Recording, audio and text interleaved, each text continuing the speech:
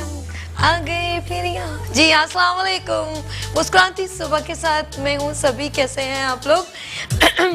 जी हाँ, आज है जुम्मतुल मुबारक और अल्लाह पाक हम सब की आज जो लोग नमाज अदा करेंगे, अल्लाह पाक सबकी दुआएं कबूल करे और हम सबको एज़ यूजुअल जैसे मैं आती हूँ आप लोगों को दुआ देती हूँ, हंसते रहें, मुस्कुराते रहें, खुश रहें, आबाद रहें, अपनों के साथ रहें, अपनों का ख्याल रखें, बड़ों का एहतराम करें और माँ बाप का बहुत ख्याल रखें।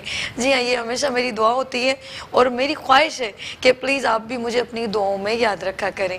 और जैसे कि मैंने कहा कि आज ख़ास दिन होता है, वीक में एक बार आता है। वैसे तो अल्लाह पाक से हर वक्त दुआ करनी चाहिए, लेकिन ख़ास एहतमाम होता है, लोग स्पेशली जाते हैं और एक इज्तिमा होता है और लोग नमाज अदा करते हैं और बहुत सारी दुआएं करते हैं एक दूसरे के लिए और हमें दुआओं की सख्त ज़रूरत होती है और यही मोहब्बतें हैं, यही ख्याल है। और बात करेंगे हम जब अपने तमाम इर्द गिर्द लोगों की, शहरों की और ख़ूबसूरत अपने इलाके जब ऐसे देखते हैं जहाँ हरियाली होती है तो बहुत अच्छा लगता है। आज मौसम बहुत खूबसूरत है और जब मैं गुज़र रही थी अपने एरिए से तो जब दरख्तों को देख रही थी तो मेरी आंखों में और एक जो है सीन बहुत प्यारा सा लग रहा था। तो मेरी दिल से दुआ निकली कि अल्लाह पाक हर जगह पर इसी तरह हरियाली हो, क्योंकि जब दरख्त कट जाते हैं और बड़ी बड़ी इमारतें बन जाती हैं तो हम इन चीज़ों का ख्याल नहीं रखते। घर बनने चाहिए, बिल्डिंगें, इमारतें बननी चाहिए, इसमें कोई मुज़ाहिका नहीं है। हमें घरों की भी ज़रूरत है क्योंकि आबादी बढ़ती है, लोग अपने घर बनाते हैं, लेकिन अपने घरों के इर्द गिर्द आप कोशिश किया करें जो है दरख्त वगैरह लगाएं, पौधे लगाएंगे तो कल ये थोड़े थोड़े जैसे बड़े होते तो वो आपके बच्चों को ही ऑक्सीजन प्रोवाइड करेंगे, हमारे लिए ही जो है वो अपना। आपने देखा होगा कि जब जितने दरख्त होते हैं तो वहाँ पर पोल्यूशन और इस तरह की प्रॉब्लम्स कम होती हैं। अगर हम जिस तरह ये जो बारिशें हैं जो इतनी लेट बहुत देर में होती हैं, जहाँ हरियाली ज़्यादा होती है वहाँ पर बारिशें ज़्यादा होती हैं। आप देखें ज़रा सा, आप उस साइड पर चले जाएँ, फ्रंटियर साइड पर, सरहद साइड पर, पेशावर की तरफ बहुत दरख्त कितने ज़्यादा हैं तो वहाँ पर कितने अच्छे मौसम होते हैं। तो जब यहाँ पर हमारे कराची में क्या है, हमारे सिंध में क्या है, यहाँ पर दरख्त की जो है वो कम है, तादाद कम है।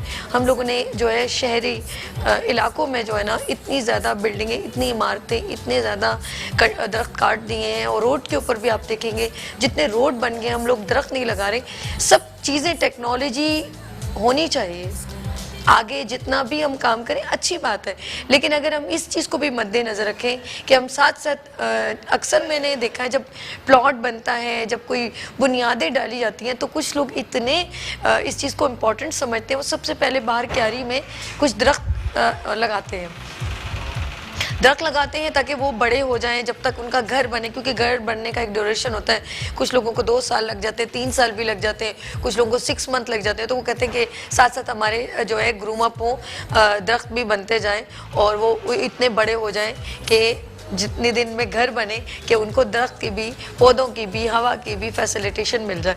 तो मेरी ये ख्वाहिश है, मेरी ये दुआ है और मेरी ये रिक्वेस्ट है आप लोगों से, प्लीज़ ये सब चीज़ें एक साथ में कह रही हूँ। दुआ ये कहती हूँ कि अल्लाह पाक हमारे मुल्क को हरा भरा रखे और हरियाली, हमारे आगे वाली जनरेशन, जो हमारी यूथ है, जो हमारे बच्चे हैं, वो कभी इनसे महरूम ना हो।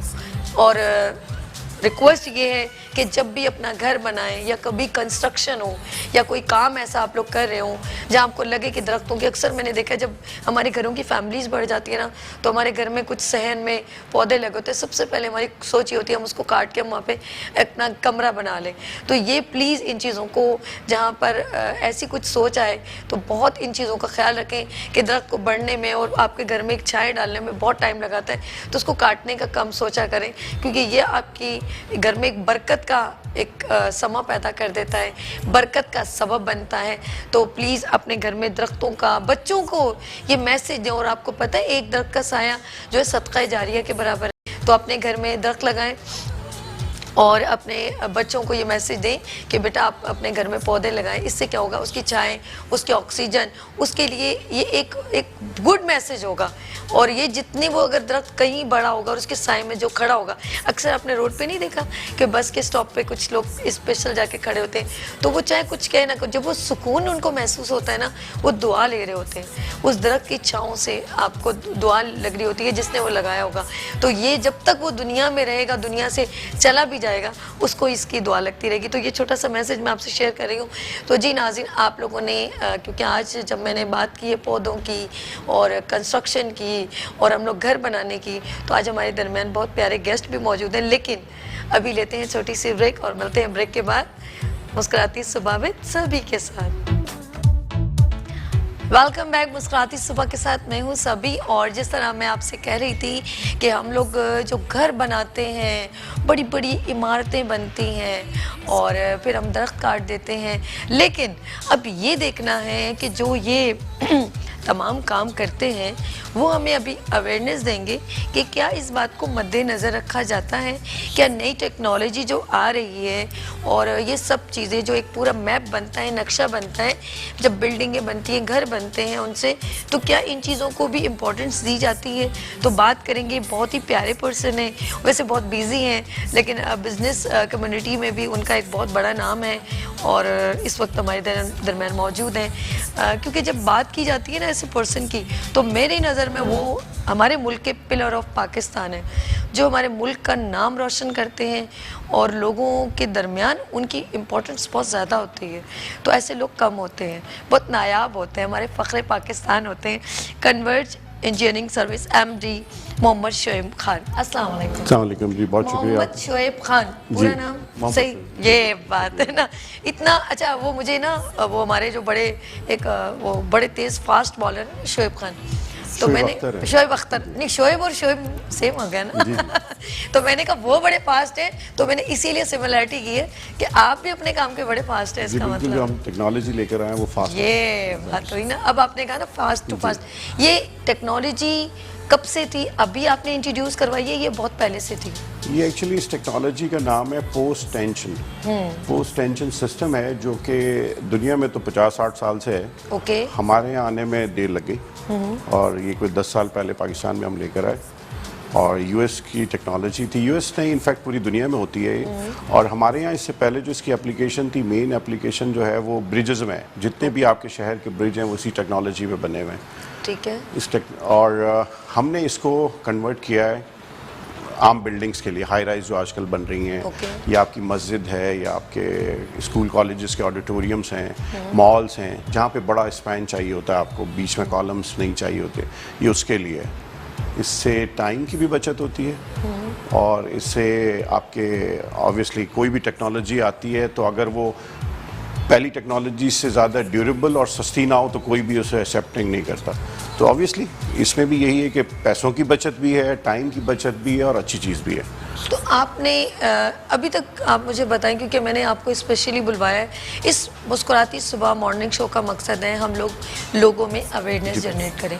और मैं नाज़रीन आपसे भी कहना चाहूँगी, शोएब साहब मौजूद हैं, आपने कोई सवाल करना हो ज़रूर आप कीजिए, क्योंकि ऐसे पर्सन इन लोगों से कम मुलाकात होती है, बहुत बिजी रहते हैं।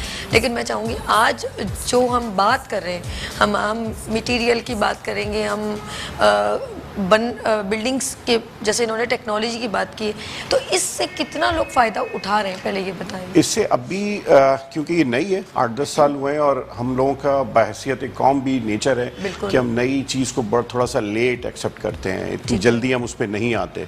इसकी मिसाल यूँ ले लें कि ऑटोमेटिक गाड़ी शायद दुनिया में तो 80s में आ गई थी, मगर हम 90s तक भी तैयार नहीं थे। अब लोग तैयार हुए हैं कि ऑटोमेटिक गाड़ी, वरना हम वही गियर शिफ्ट गाड़ी पर चल रहे थे। सेम हमारे साथ भी है, थोड़ा सा लेट है, मगर लोगों को बताने की ज़रूरत इसलिए है कि हमारा जो मेन क्लाइंट है वो तो ऑब्वियसली स्ट्रक्चर इंजीनियर्स हैं, जिनके लिए बहुत फ़ायदेमंद है जब वो स्ट्रक्चर अपना बना रहे होते हैं, डिज़ाइन कर रहे होते हैं, तो इससे बहुत उनको फ़ायदा हो सकता है।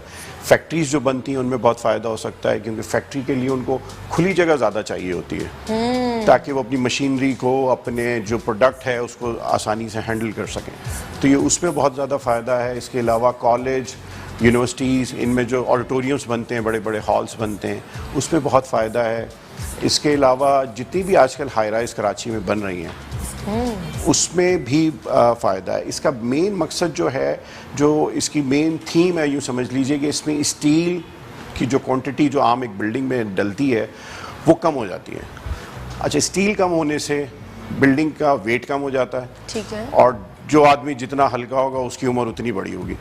कहते हैं क्योंकि वजन असल हर चीज़ की बीमारी वजन है। तो जितना आप बिल्डिंग को हल्का करेंगे, फाउंडेशन भी उसकी हल्की होगी, ठीक है, ड्यूरेशन भी ज़्यादा, उसकी ड्यूरेबिलिटी भी बढ़ जाती है। ओके। और कम करने से मुराद ये नहीं है कि हमने उसमें से स्टील निकाल दिया तो कुछ चोरी कर लिया या कोई 2 नंबरी काम कर रहे हैं, ऐसा नहीं है। ये टेक्नोलॉजी है, इसके पीछे पूरी इंजीनियरिंग है, उसकी डिज़ाइनिंग है, उसके पीछे स्पेशल किस्म का जो हम एक पीटी केबल उस स्टील के साथ डाल रहे होते हैं, ये उसका कमाल है जिसकी वजह से ये सब कुछ होता है। जैसे आप अगर कंस्ट्रक्शन की बात करती है ना, तो अल्टीमेट जो कंस्ट्रक्शन दुनिया में जो होती है ना, जो कहलाती है जो सबसे मुश्किल और सबसे बड़ी कंस्ट्रक्शन, वो ब्रिजेज ही होते हैं।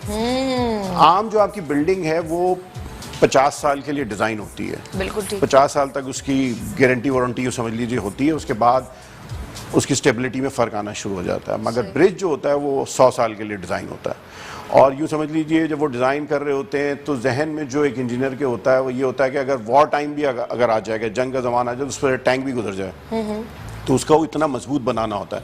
आप ब्रिजेस देखती हैं कि समंदर के ऊपर भी आज की दुनिया में ब्रिज बने हुए हैं। आज की दुनिया में मतलब अब 4-4 ओवरलैप करके आप देखते हैं ब्रिज बने हुए हैं।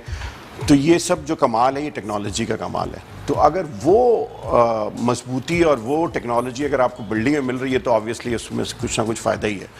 तो बस ये अवेयरनेस की बात है और अल्हम्दुलिल्लाह अब आ गई है। जब हमने शुरू किया था तो मुझे याद है कि पहले 2 साल शायद हमें कोई भी इंजीनियर से पढ़ा हुआ तो था, obviously nothing out of the books, जो कुछ है किताब में ही है, मगर वो कहते हैं ना जब इस्तेमाल नहीं होता तो आदमी उसको इतनी तवज्जो से पढ़ता भी नहीं है। तो स्टूडेंट शायद इतने तवज्जो से पढ़ते भी नहीं थे, वो उसको छोड़ देते थे ऑप्शन के तौर पे। मगर अब अल्हम्दुलिल्लाह लोग पढ़ने लग गए हैं, अवेयरनेस आ गई है, इंजीनियर्स में आ गई है, वो इसको ऑप्शन के तौर पे लेते हैं। अच्छे बड़े जितने भी शहर के पाकिस्तान के इंजीनियर्स हैं अल्हम्दुलिल्लाह वो अब इस टेक्नोलॉजी का इस्तेमाल उन्होंने शुरू कर दिया है और काफ़ी फ़ायदे। इंशाल्लाह उम्मीद ये है कि आने वाले वक्त में वक्त के साथ साथ हर चीज़ में देखिए, अगर आप वक्त के साथ नहीं चलेंगे, और आजकल की दुनिया जो है एक बटन के ऊपर पूरी दुनिया है। आप अब कपड़े ख़रीदने जाएं, आप गाड़ी ख़रीदने जाएं, भले वो गाड़ियाँ मिलती नहीं मिलती हैं, मगर हमारे बच्चे को उस गाड़ी का भी पता है जो 10 साल बाद आने वाली है, उसने नेट पे सब कुछ पढ़ा हुआ है। तो जाहिर है आप जो अपनी बिल्डिंग बनाते हैं, एक इंसान अपना घर बनाता है या अपनी फैक्ट्री बनाता है या अपनी बिल्डिंग बनाता है, तो वो तो बहुत आगे की सोच के बनाता है। तो बहुत सारी चीज़ें चेक करता है, हर इंसान नेट पे जाता है, दुनिया में क्या हो रहा है उसको चेक करता है। जाने के अलावा आजकल वैसे भी लोगों का यूँ कह लीजिए एक्सपोजर और विजन बढ़ गया है। हर आदमी इतनी ट्रैवलिंग कर रहा होता है, दुनिया में इतना घूम फिर रहे हैं लोग कि उनको सब कुछ नज़र आ रहा होता है कि यार ये चीज़ अगर यहाँ बनी हुई तो पाकिस्तान में क्यों नहीं है।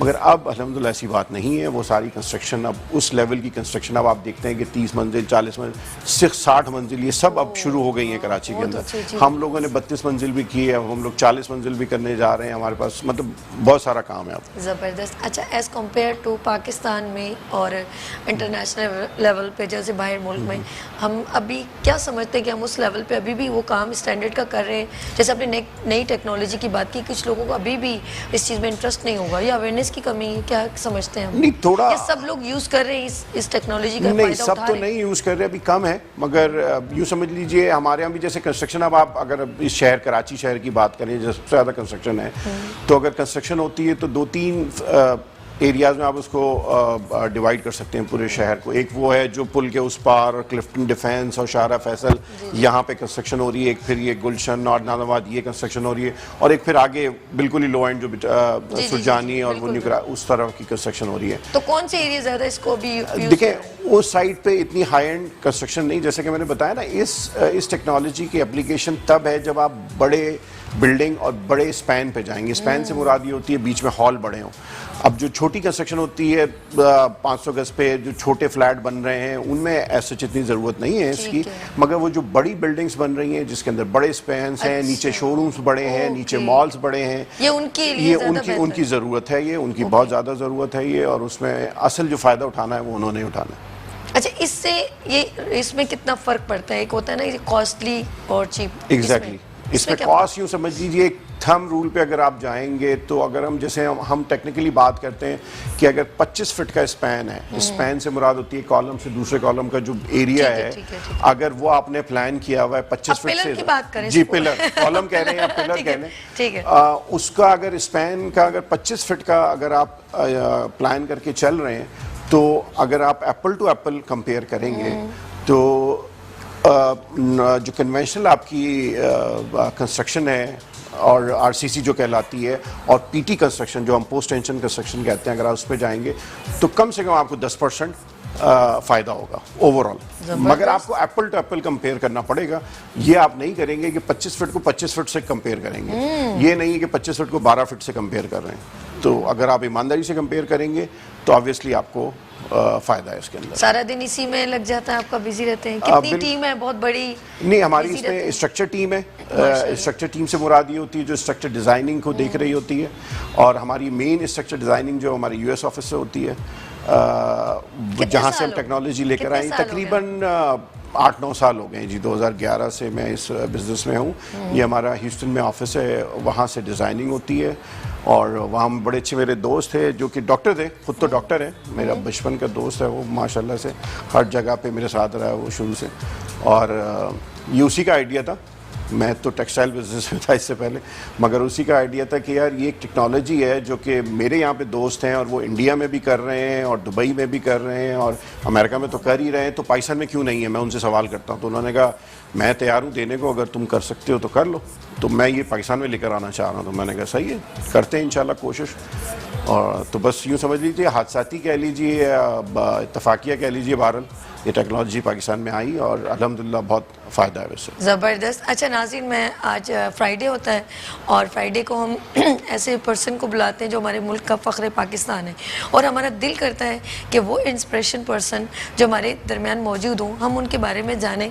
क्योंकि इंसान, कुछ लोग बहुत जो है जब स्ट्रगल करते हैं ना, तो उनका बिहाइंड हमें कभी भी नहीं मालूम होता, लेकिन वो जो लोग वहाँ पर बैठ के देख रहे वो हमेशा डीमोटिवेट होते रहते हैं कि हम कुछ नहीं कर सकते।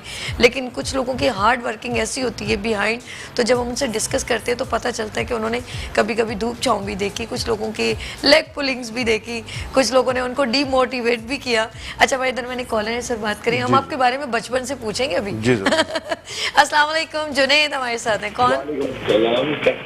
हेलो जी, वालेकुम अस्सलाम। क्या पूछना चाहते हैं जुनैद साहब? नहीं, मैं असल में ये टेक्नोलॉजी को थोड़ा मैं समझ रहा था कि जिस तरह ये बता रहे हैं, जिस तरह हम अपने पुराने फ्लैट्स को देखते हैं, वो सीपी है, फ्लैट से नीचे है। अब जैसे ये बता, अभी मैं फिगर सुन रहा था, बड़ा मतलब खुश होके जैसे बता रहे हैं कि लोहा कम लगाते हैं, उसकी वर्टिबिलिटी उसकी वैल्यूज के मुताबिक करते हैं। आया इसको इंडस्ट्री टेक्नोलॉजी यूज कर रहे हैं, या आया वो इतनी रिलायबल है, आने वाले 10-20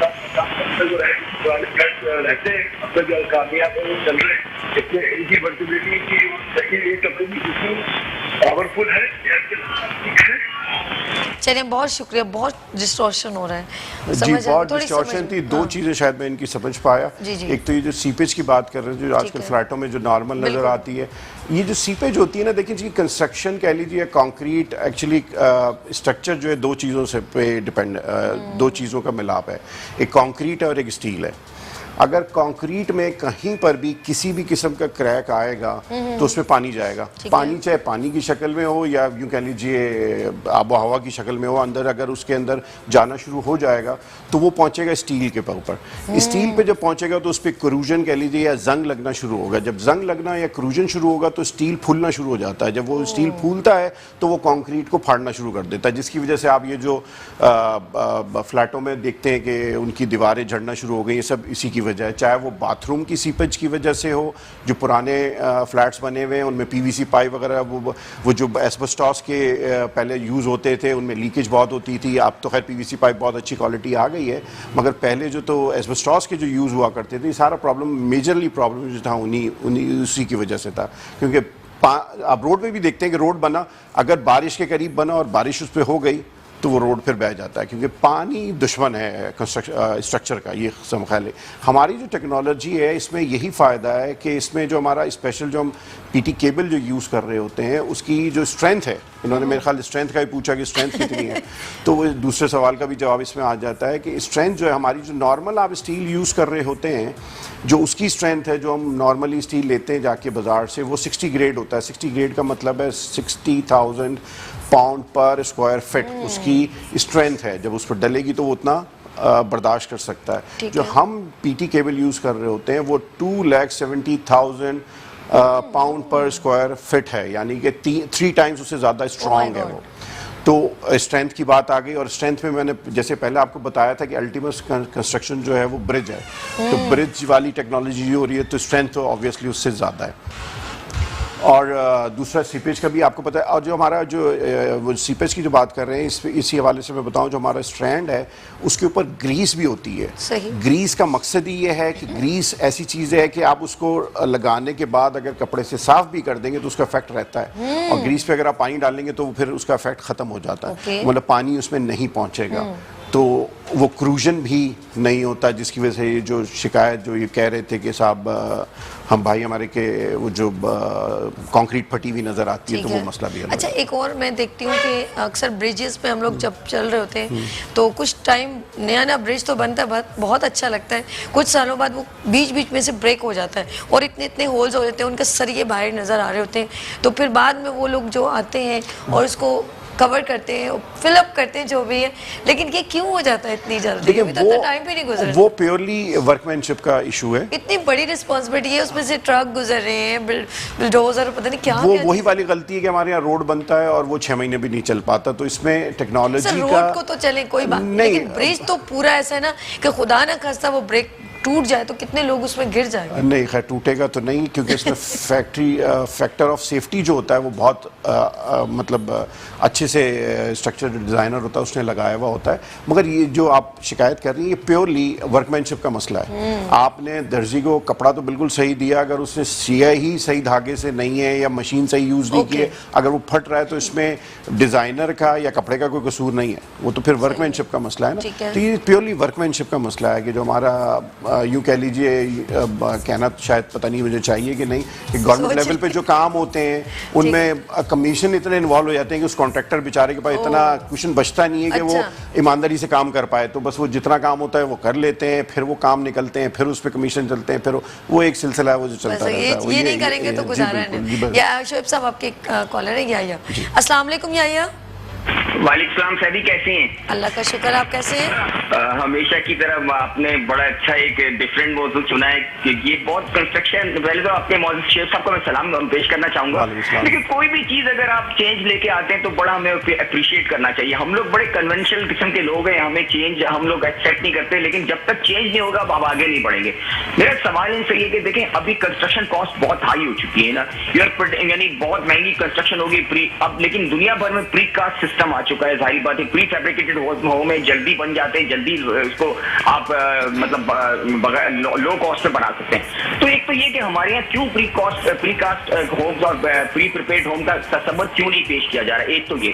दूसरा ये कि सर ये बताइए कि हमारे यहाँ कोई भी इंजीनियरिंग जो का काम है, कंस्ट्रक्शन है, उसकी क्वालिटी एश्योरेंस क्यों नहीं होती? हम देखते हैं घरों में स्वीपेज नजर आ रही होती, बाहर बड़ी बड़ी बिल्डिंग में स्वीपेज नजर आ रही होती, हम वही कन्वेंशनल किस्म के वो तरीके अख्तियार करेंगे, वही पुराने प्लम्बिंग के तरीके। तो ये क्या वजह है कि हमारी कंस्ट्रक्शन जो टेक्नोलॉजी है, कंस्ट्रक्शन जो अपनी इंडस्ट्री है, वो उस पैमाने पे नहीं जा सकी सिर्फ चंद लोगों के अलावा? तो आप अगर अपने आप को डिस्क्राइब करेंगे शेख साहब कि व्हाट मेजर चेंज आप हमारे यहाँ लाना चाहते हैं, और क्या आपका प्रोग्राम है, और आप what do you want from the government to support you? Thank you so much. बहुत शुक्रिया याया, आपने बहुत अच्छे सवालात किए, थैंक यू सो मच। बहुत शुक्रिया, और बहुत टेक्निकल लग रहे थे याया साहब। ये रेगुलर कॉलर भी हैं, बड़े शौक से बड़ा अच्छा इन्होंने सवाल किए। इनका जो सवाल था, मेरे ख्याल से पहले इन्होंने पूछा था कि आप जो ये क्वालिटी एश्योरेंस देखिए जी, एक्चुअली समझने की चीज़ ये है कि जो हम बचपन से अगर पूछते थे कि घर बनाना है तो हम कहते थे आर्किटेक्ट घर बना देगा।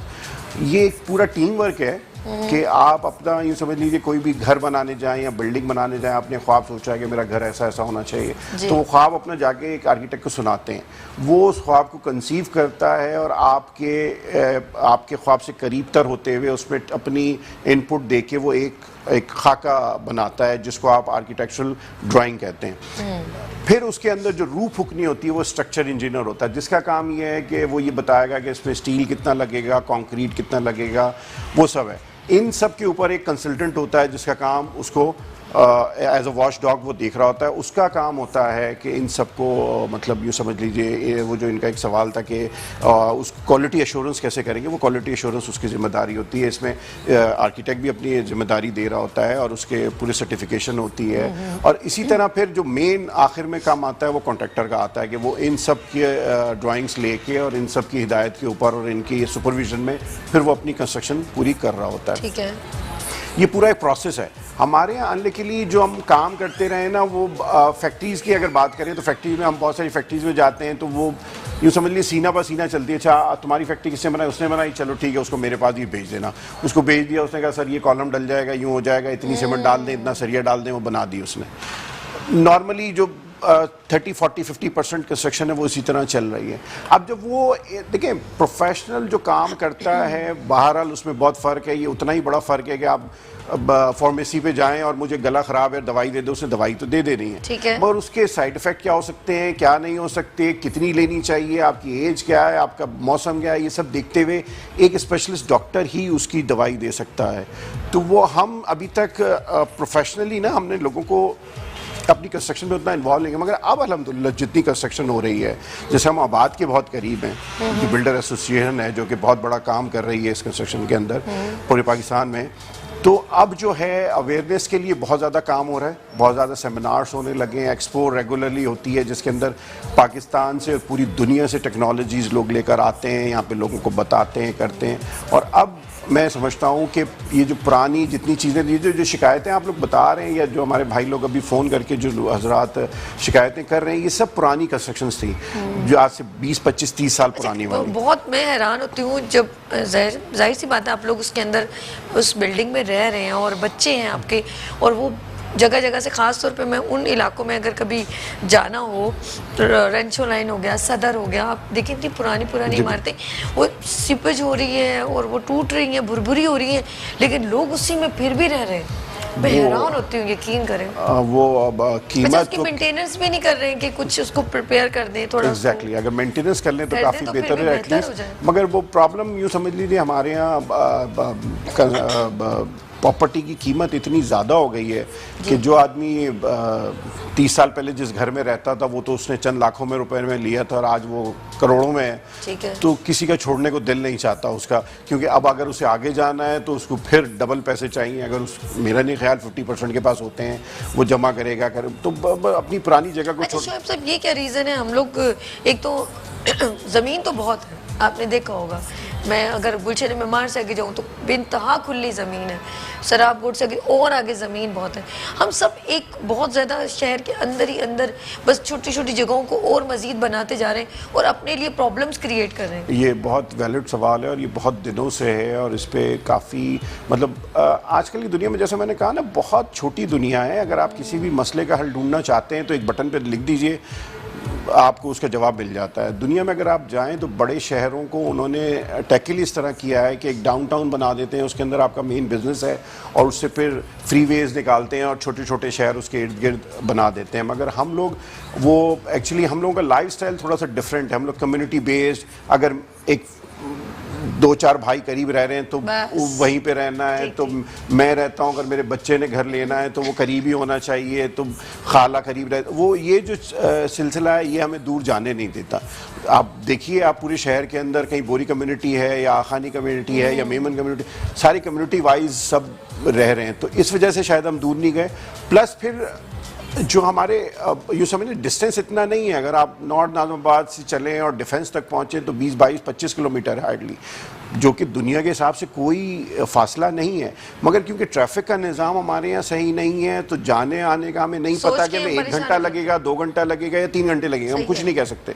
अब तो हालात बहुत बेहतर है, वरना हालात के हिसाब से तो बाज़ औक़ात बड़ी तकलीफ़ें लोगों ने इस शहर में उठाई हैं। वैसे हमारे मुल्क में अगर 3 चीज़ें बेहतर हो जाए ना तो हम लोग बहुत कंफर्टेबल जोन में आ जाएं, एक हमारे मुल्क में ट्रैफिक का निज़ाम अच्छा हो जाए। और ये कोई प्रॉब्लम नहीं है, इट्स मीन कि ये कोई इतनी मुश्किल बात नहीं है, बहुत ईजीएस्ट है। और यकीन करें इतने बड़े रोड पे 2 कांस्टेबल बेचारे खड़े होते हैं, वो कितना, और हमारे मुल्क में एक वो है ना सिस्टम ऐसा है कि हमने फॉलो नहीं करना, चाहे वो सिग्नल भी होगा।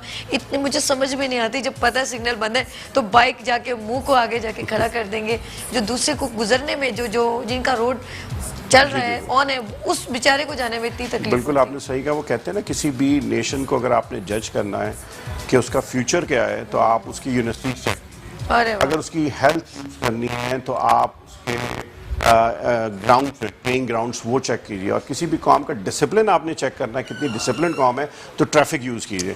तो हम शायद इन तीनों चीज़ों में फेल हैं। वो सही कहा। और हम बहुत अच्छा, ऐसा नहीं था कि शुरू से ऐसा है। मुझे याद है हमारे ज़माने में जो यूनिवर्सिटीज़ थी या कॉलेज या स्कूल्स थे वो सब गवर्नमेंट लेवल पे थे।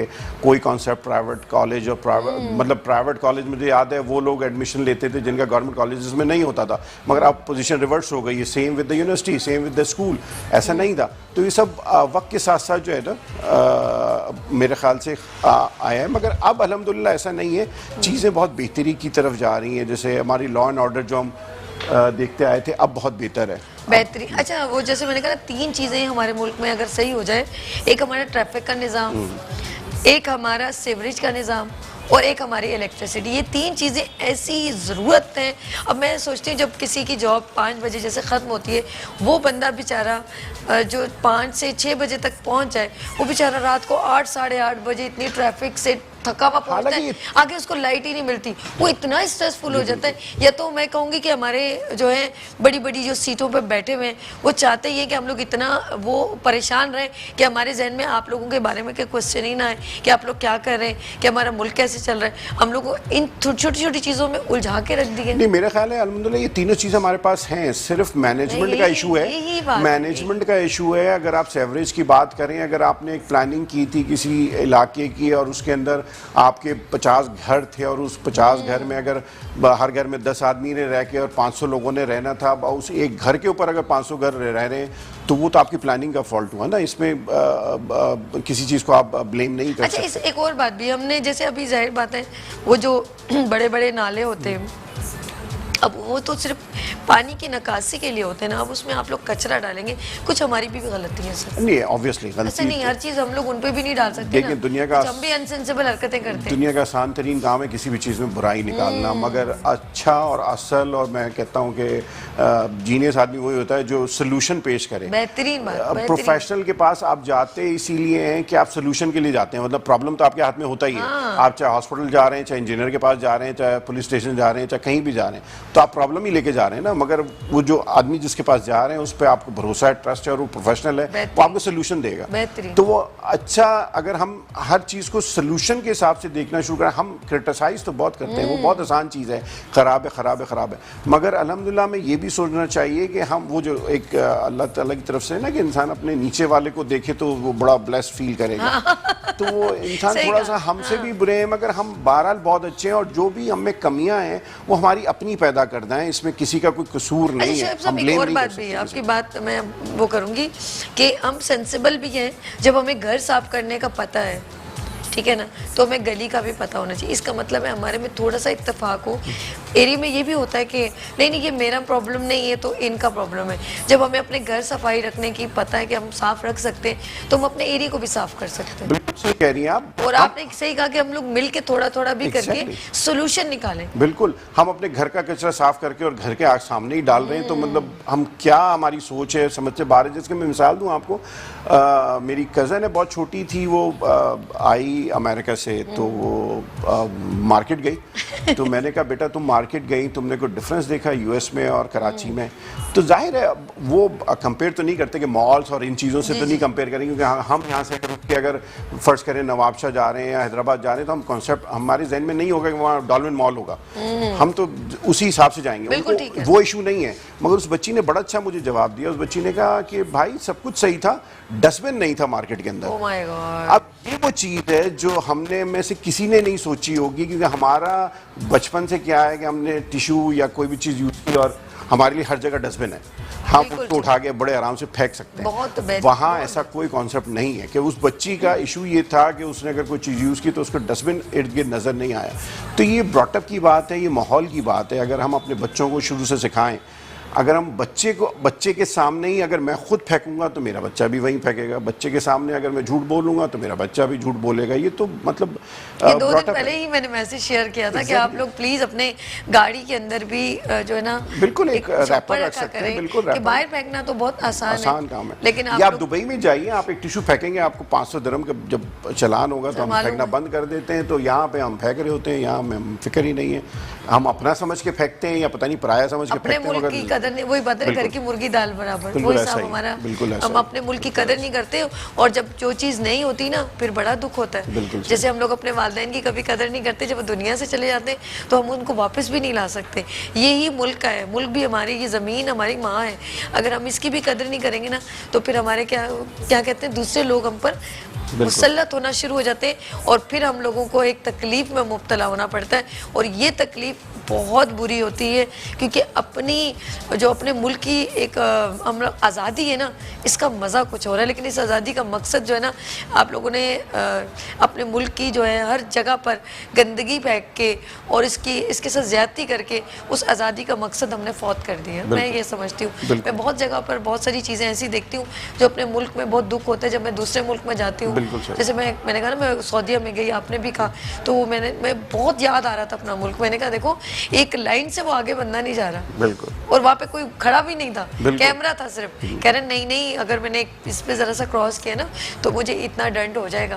तो मैंने कहा देखो कितनी इस चीज़ की इंस्ट्रक्शन है और हम अपने मुल्क में इतनी सी भी कदर नहीं करते। बिल्कुल सही बात। और बस सर, दिल भी वो एक फीलिंग है हमारे अपने मुल्क के लिए। और आपने कैसे कहा कि भाई हम लोग उनको थोड़ा सा अवेयरनेस अपने बच्चों को ये डेवलप करनी चाहिए कि अपने मुल्क का किस तरह क्या ख्याल रखें। छोटा छोटा अगर हम अपना किरदार अगर निभा लेंगे ना तो यकीन करें हम सही काम कर सकते। बिल्कुल सही कह रही है क्योंकि मैं अक्सर कहता हूँ कि हम जब स्कूल में वो करते थे तो हमारा एक सब्जेक्ट होता था जिसे कहते हैं सिविक्स। सिविक सेंस देता था वो हमें, एक ट्रैफिक के क्या कवानीन है, रोड पे कैसे चलना है, कचरा कहाँ फेंकना है, अगर आपको तकलीफ है तो आपने पुलिस को कैसे कॉल, मतलब ये सिविक सेंस है। मेरा ख्याल है अब तो वो बच्चों के सिलेबस में भी नहीं है। आई एम श्योर वो सिखाते होंगे मगर वो सब्जेक्ट मिसिंग है। मुझे नहीं पता, बच्चों से मैंने तो पूछा, वो सिविक्स जो एक सब्जेक्ट था ना वो गायब हो गया और उसके असरात शायद हमें फिर बाहर भी नजर आते हैं। सिविक सेंस और तरबियत अगर देखा जाए दोनों बहुत रिलेटिव है, बहुत एग्जैक्टली। हम जब जैसे हमेशा तालीम और तरबियत की बात होती है, तालीम अलग चीज़ है, तरबियत अलग चीज़ है। हम लोग समझते हैं तालीम एक ही है, तालीम और तरबियत एक चीज़ है, ऐसा नहीं है। तरबियत का ताल्लुक सिर्फ पढ़ाई से और कॉलेज यूनिवर्सिटी से नहीं है, वो स्टार्ट होती है घर से, माँ से, बाप से, बहन भाइयों से, बड़ों से। हमारे ज़माने में हमें याद है कि मोहल्ले के जो बुज़ुर्ग थे उनकी इज़्ज़त उतनी ही थी जितने हमारे वालिद साहब की हुआ करती थी, उनसे उतना ही डर खौफ था, उनसे उनका एहतराम उतना ही था। आज भी है मगर अब काफ़ी चीज़ें चेंज हो गई हैं। मैं नहीं समझता कि पहले मोहल्ले के बुजुर्ग गुजर रहे हैं और मैं अगर बैठा हुआ तो मैं बैठा रहूँगा, मुझे खड़ा होना है, जैसे मुझे अपने वालिद साहब के लिए खड़ा होना है। तो अब वो चीज़ें चेंज हो गई हैं। अब इसे अब अच्छा कहिए बुरा कहिए, बहरहाल चेंज तो चेंज है, मगर ये वो सिविक सेंस और तरबियत की बात है। असल चीज़ है तरबियत, तो वो घर से आती है। वो जैसे हमारी होती हैं हमारी वालदा कि भाई बड़े आते हैं, जैसे आपने कहा कि उठते हैं, एहतराम होता है, ठीक है, फिर खाने का अरेंजमेंट होता है, ये तमाम चीज़ें। वरना तो हम लोग तो अब इतने प्रिपेयर्ड हो गए हैं कि हर चीज़ जो है ना, बस हम कहते हैं कि कॉल की, ये मंगा लिया, ये कर दिया, वो कर दिया, बिल्कुल अजीब सा एक वो फीलिंग्स भी ख़त्म होने शुरू हो गई है। तो पहले होता था एक अरे चाचा आए, अरे मामू लोग आ रहे, एक एक्साइटमेंट थी, उनके साथ गेट टुगेदर था, एक रिस्पेक्ट का ताल्लुक था। वो चीज़ें आहिस्ता आहिस्ता फीलिंग्स सब खत्म होने, एहसास खत्म होने शुरू कर दिया है, फीलिंग्स खत्म हो गई हैं, तो फिर सब चीज़ें आर्टिफिशियल लगने लगी, बनावटी लगने। अब तो हम लोग कहीं जाते हैं तो कहते हैं पता नहीं वो घर में होंगे कि नहीं होंगे, पहले कॉल कर लें, और अगर चले जाए तो करें पहले बताना था ना, अरे यार मैंने ये भी नहीं, मुझे तो मैंने इधर जाना था। यानी अभी इन चीज़ों की पहले कहाँ कॉल्स होती थी सर, लोग पहले डायरेक्टली घर नहीं चले जाते। सही बात है, ऐसा ही होता, बिल्कुल ऐसा ही था, बिल्कुल ऐसा ही था। और पहले जैसे अभी ईद आ रही है तो ईद कार्ड का इंतजार होता था, आपने भेजना भी, आपके आपके पास आना भी, एक पोस्टमैन होता था जिसका इंतजार हुआ करता था कि पोस्टमैन घर में हो के सबको मिल जाएगा। अब तो वो व्हाट्सएप पे सब कुछ चला जाता है, शादी के कार्ड हो चाहे ईद के कार्ड हो, वो सब व्हाट्सएप पे चल रहा होता है। वहाँ अच्छा भी है, दुनिया करीब आ गई है, हर चीज़ के कुछ फ़ायदे और कुछ नुकसानात हैं। सबसे पहले लाउड स्पीकर आया था, सबने कहा गलत आया है, फिर उसका फ़ायदा नज़र आया, फिर टीवी आया तो जी शैतान है, उसका फ़ायदा नज़र आया। तो चीज़ का इस्तेमाल है, आप उसको इस्तेमाल कैसे करते हैं। गन अगर किसी गलत आदमी के हाथ में होगी वो मोबाइल छीनेगा, मगर वही गन जब पुलिस वाले के पास होती है वो हमें प्रोटेक्ट कर रहा होता है। क्या बात तो वो असल चीज़ तो चीज़ का इस्तेमाल है। अच्छा, आपने अभी माशाल्लाह हमारी इतनी प्यारी गुफ्तगू चल रही थी और इनको भी अपनी बातें, जो से जाहिर सी बात है कि इंसान को हर चीज़ का एहसास होता है, अपने मुल्क का एहसास है, तो इन्होंने कंस्ट्रक्शन करते करते हमारी गुफ्तगू बड़ी प्यारी सी चलने लगी। लेकिन मैं पूछना चाहूँगी सर, इसके अलावा आपकी एक्टिविटीज़ भी माशाल्लाह, रोटरी से भी आप काम करते हैं, थोड़ा उसके बारे में लोगों को बताइए। हाँ, रोटरी एक इंटरनेशनल ऑर्गेनाइजेशन है जो कि तकरीबन 110-15 साल पुरानी है माशाल्लाह, और दुनिया भर में है ये, और तकरीबन 1.2 मिलियन से ज़्यादा रोटेरियंस हैं जो कि इसके मेंबर्स हैं। और इसको जो उन्होंने रोटरी इंटरनेशनल ने इसको डिवाइड किया हुआ है, मुख्तलिफ डिस्ट्रिक्ट्स में किया हुआ है, और पाकिस्तान के अंदर इसके 2 डिस्ट्रिक्ट हैं। ओके। तो एक डिस्ट्रिक्ट जो 3272 है उसके अंदर पंजाब और केपी के आता है, और 3271 है उसके अंदर हमारा सिंध और बलूचिस्तान आता है। ओके। और इस डिस्ट्रिक्ट की बात करें तो करीबन 100 के करीब जो हैं वो क्लब्स हैं। उस एक क्लब हमने बनाया हुआ है, मैं हूँ, मेरे साथ मेरी मिसेज हैं और हमारे मेंबर्स हैं बहुत सारे, और क्योंकि हम कंस्ट्रक्शन से मेरा ज़्यादा ताल्लुक़ है तो आबाद के काफ़ी सारे मेंबर्स हैं हमारे। अच्छा। तो वो बेसिकली रोटरी का जो फंक्शन है वो है fellowship with some social service. जी जी। तो साथ में हम अच्छे जो काम कर सकते हैं वो हम कर रहे होते हैं। इसमें हमें इंटरनेशनल फंडिंग भी अगर हम चाहते हैं वो भी हमें मिलती है, वरना हम लोग कोशिश ये करते हैं कि अपनी ही कोशिश से अपने जितने मेंबर्स हैं आपस में मिल के जितना अच्छा काम, जितना नेक काम हो सके। जैसे आप शुरू में अपने इंट्रो में बोल रही थी ग्रीनरी के बारे में, तो हमने भी एक कोशिश स्टार्ट की थी जिसको हरा भरा पाकिस्तान के नाम से हमने एक ड्राइव की थी हरा भरा पाकिस्तान पे, जिसमें हमने प्लांटेशन स्टार्ट की। हम बहुत मुख्तलिफ कॉन्सुलेट्स में गए, होटल्स में गए, उनके साथ हमने काम किया।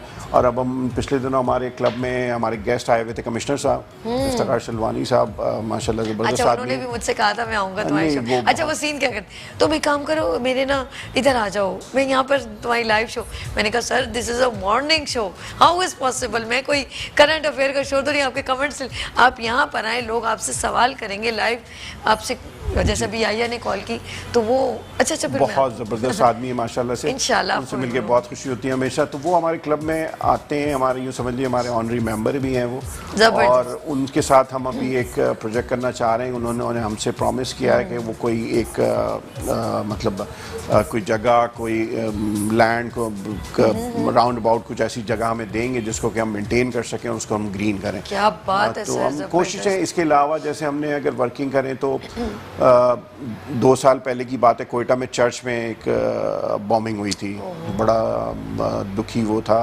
तो उसको देखते हुए हम अजीज़ाबाद में एक चर्च था उसके अंदर हम गए, उनकी सर्विस में उनके साथ शामिल हुए, उनके साथ हमने डिनर किया, वहाँ हम लेके गए थे जो हम गिफ्ट लेके जा सकते थे वो लेके गए। सर्दियाँ आती हैं, एक चैरिटेबल हॉस्पिटल है, हमारे एक दोस्त हैं इंग्लैंड में, उनके वो बना रहे हैं साखरों में, मीरपुर साखरों, कराची से कुछ 70-72 किलोमीटर पे है। तो वहाँ जब मैं कंस्ट्रक्शन कर रहा था तो मैंने अपने दोस्तों को, अपने क्लब मेंबर्स को बताया कि यार वहाँ जो मैंने गुर्बत देखी है आपको यकीन नहीं आएगा, आप कराची 70 किलोमीटर पर हैं ना। मतलब उनको मेरे ख्याल में कॉन्सेप्ट है कि चप्पल या जूता भी कोई चीज़ होता है। मुझे बड़ी हैरानगी हुई वहाँ पे देख के। तो मैंने इन लोगों को बताया, तो हम लोग वहाँ पे लास्ट जो विंटर्स थे उसके अंदर कंफर्टर्स वगैरह, उनके जैकेट्स और ये सब लेके गए। और बिलीव मी जब हम लेके गए तो बच्चे हों या बड़े हों वो साइज़ देख के नहीं ले रहे थे, उनके लिए यही बहुत था कि कुछ ना कुछ मिल रहा है। अब वो औरत का है, बच्चे का है, बड़ा है, छोटा है, जो भी है वो ले रहे थे। एग्जैक्टली। फिर इसके अलावा एक बड़ा अच्छा एक प्रोजेक्ट है अल-शिफा ट्रस्ट के नाम से, जो कि पीआई के अंडर होता है। Exactly, it's a rehabilitation centre for special childrens. और स्पेशल चिल्ड्रंस कहना बहुत आसान है, हमारे अपने बच्चे हैं माशाल्लाह से, अल्लाह सबको ज़िंदगी दे, सेहत दे, सब बच्चों को अच्छा रखे, मगर अल्लाह ताला ही हमें दिखाता है कि हम कितने ब्लेस्ड हैं। वो जैसे मैंने कहा कि हम अपने से नीचे थोड़ा सा देखें तो फिर हमें अंदाज़ा होता है कि अहमियत मालूम हो असल जाती है। चीज़ क्या है। वो असल चीज़ जो है, तो वो ऐसी जगह आप जाएं तो फिर आपको अंदाज़ा होता है कि आप कितने ब्लेस्ड हैं, तो आप कुछ उनके लिए करें। तो हम वहाँ पे गए, उन बच्चों को देखा, और आई एम श्योर जो भी माँ बाप एटलीस्ट हैं, अगर वो वहाँ जाएंगे तो मेरा नहीं ख्याल कि वो बगैर कुछ दिए या उनके लिए कुछ करे आएंगे। तो हम गए वहाँ पे, जो हम कर सकते थे हमने किया। इसके अलावा कोरंगी में हॉस्पिटल था एक डीएमसी का, उसको एक हमारे मेंबर हैं, उन्होंने अपना ग्रुप बना के उसको टेक ओवर किया हुआ था। उसकी फार्मेसी है पूरी, उसको हम टेक केयर करते हैं। जो भी उसमें दवाइयों की हर महीने ज़रूरत थी वो कर रहे होते हैं। इसके अलावा उसी के साथ एक गर्ल्स कॉलेज है। क्या बात। गर्ल्स कॉलेज बड़ा अच्छा गर्ल्स कॉलेज था, बिल्डिंग तो बहुत अच्छी थी, मगर बेंचें ही नहीं थी उनके पास। तो वो जो बेंचें थी, वो हमारे एक मेंबर हैं बड़े ज़बरदस्त, उन्होंने वो सारी बेंचें अरेंज करके दी। तो ये सारे मुख्तलिफ काम है जो हम मुख्तलिफ वक्तों में करते रहते हैं। अच्छा, यानी कि मैं अगर जो रोटरी को ज्वाइन करूं तो फिर आपके पास रजिस्ट्रेशन करानी पड़ेगी अगर कोई हमारा ज्वाइन करना जी चाहे? बिल्कुल, रजिस्ट्रेशन का देखें, मुख्तलिफ क्लब्स हैं। जैसे हमारा क्लब है rotary club of Karachi platinum के नाम से, और उसमें अगर कोई ज्वाइन करना चाहता है तो हमारे पास आए, मगर विद द रेफरेंस हमारे किसी मेंबर का रिकमेंडेशन होती है। फिर हमारा एक बोर्ड है पूरा, वो बोर्ड उसको चेक करता है, फिर हम उसे लेते हैं। क्योंकि जहाँ चैरिटी आती है ना, तो बदकिस्मती से ये कहना पड़ता है कि हमारे यहाँ चैरिटी के नाम पे भी बहुत कुछ हुआ है। तो हम बहुत एहतियात करते हैं एहतियात करते हैं कि जो काम भी करें साफ़ सुथरा ट्रांसपेरेंट बुनियाद पर हो। तो ये उसका तरीक़ाकार है। उसमें फेलोशिप भी है। ऑब्वियसली हम मिलना जुलना खाना पीना सब कर रहे होते हैं। बहुत शुक्रिया मोहम्मद शुएब खान साहब, आपका मुझे इतना कीमती वक्त आपने दिया, और मेरे फ़ख्र पाकिस्तान है आप, और बहुत अच्छा लगा आपके साथ जो टाइम मैंने स्पेंड किया, और मुझे पता भी नहीं चला। नहीं, आपका बहुत शुक्रिया। पाकिस्तान हमारा है, और बिलीव मी, वो जैसे अभी सब कह रहे थे ना कि अमेरिका में अगर जलसा किया हमारे प्राइम मिनिस्टर साहब गए तो इतने पाकिस्तानी वहाँ क्यों आ गए। हालांकि हम और आप देखा होगा तो बच्चे ज़्यादा थे, तो बच्चे वो हैं, उनमें से मेजॉरिटी वो बच्चे हैं जो वहीं पैदा हुए हैं जी। तो उनको तो पाकिस्तान के लिए नहीं होना चाहिए, मगर आप देखिए वो पाकिस्तान की शर्ट, पाकिस्तान का झंडा लेके अगर वहाँ मौजूद थे तो उनको अहमियत का पता है, आइडेंटिटी जो है वो पाकिस्तान है। तो बस पाकिस्तान जिंदाबाद, पाकिस्तान जिंदाबाद। जी नाज़रीन, आप लेते हैं छोटी सी ब्रेक, और मिलते हैं ब्रेक के बाद मुस्कुराती सुबह में सभी के साथ। वेलकम बैक मुस्कुराती सुबह के साथ, मैं हूँ सभी। और जी हाँ, आज है जुम्मतुल मुबारक, और इस दिन हमारे बहुत ही स्पेशल हमारे गेस्ट होते हैं, गेस्ट भी हैं, और हमारे हेल्थ कंसल्टेंट भी हैं, हर्बलिस्ट भी हैं, और बहुत टैलेंटेड हैं। और यकीन करें, लोग इनसे बहुत मुस्तफ़ी हो रहे हैं। और हमें जब हम अपनी फेसबुक पे देख रहे होते हैं मुस्कुराती सुबह विद सभी के, उस पर तो इतने सारे लोग हमसे सवाल कर रहे होते हैं कि हमें अस्करी साहब का नंबर चाहिए, हमें अस्करी साहब से बात करनी है। तो जुम्मा जो है वो इनको हमने दे दिया है, और एवरी फ्राइडे जो है ये जो लोग यकीन करें जो इतनी सारी मालूमात देते हैं, मल्टी टैलेंटेड है, इतने सारे टैलेंट है कि आप सोच भी नहीं सकते। शायर हैं, और पता नहीं होम्योपैथिक हैं, हर्बल हैं, और इतनी इनकी नॉलेज है ना, क्योंकि इनकी कहते हैं ना वो फैमिली, दादा परदादा अब्बू, फिर ये खुद, तो फिर वो सिम्टम तो आते हैं ना। तो मैं आज चाहती हूँ कि थोड़ा इनका एक थोड़ा डिटेल से इंट्रोडक्शन करवाना चाह रही हूँ। तो नाज़रीन, आज हमारे दरमियान बहुत ही मुअज़्ज़ज़ हमारे मुल्क के एक बहुत बड़ी आलमी, अदबी, तिब्बी और सियासी शख्सियत, एक बहुत बड़ा नाम, कायदे खाकसार तहरीक Pakistan, chairman Askari academy of तिब, प्रोफेसर डॉक्टर हकीम अस्करी। आप जो हैं अमेरिकन क्वालिफाइड मॉलेज और बैनुल अक़वामी एजुकेशनिस्ट भी हैं। तो हमारी बेहद यानी कि हमारे बेहद इसरार और दरख्वास्त पे ये एवरी फ्राइडे हमारे प्रोग्राम में आते हैं। तो मैं मिलवाती हूँ हकीम अस्करी से। अस्सलाम वालेकुम सर, कैसे? लेकिन मैं इनकी, क्योंकि इनकी फैमिली का एक ताल्लुक़ है जो इनसे, दादा का जो हर्बलिस्ट थे, हकीम थे, तो मैं सर कहूँगी प्लीज़ मज़ीद हमारे नाज़रीन को डिटेल बताएं। हाँ, ये है कि ये मेरी 11वीं पुश्त हिकमत के मैदान में 11वीं पुश्त है, और मेरे अबवा अजदाद जो हैं वो दौरे मुग़लिया के शाही अतिबा में शुमार होते हैं। मेरे परदादा मसीहुल हिंद, उनका टाइटल था हकीम सैयद महमूद अली शाह देहलवी। आप अमायदीन सल्तनत के मौलिज थे। इन्होंने मलका विक्टोरिया का इलाज किया, जॉर्ज हशतम का किया, और बकिंगम पैलेस में हाज़िर मसीहुल हिंद हकीम सैयद महमूद अली शाह की बड़ी कद जो है वो तस्वीर मौजूद है। उसके नीचे पूरा बायोग्राफी है जो कि बकिंगम पैलेस में मौजूद है। क्या बात। जी हाँ, बिल्कुल। मेरा प्राउड हूँ, मेरा अब जो फैमिली बैकग्राउंड है वो मुझे खुशी महसूस होती है। इसी तरह मेरे दादा 7 रियासतों के मौलिज थे। हकीम सैयद महमूद अली, हकीम सैयद ज़फ़र याब अली शाह देहलवी, आपको जो खिताब मिला था वो हाज़िक़ुल हिंद का था, यानी स्कॉलर ऑफ इंडिया।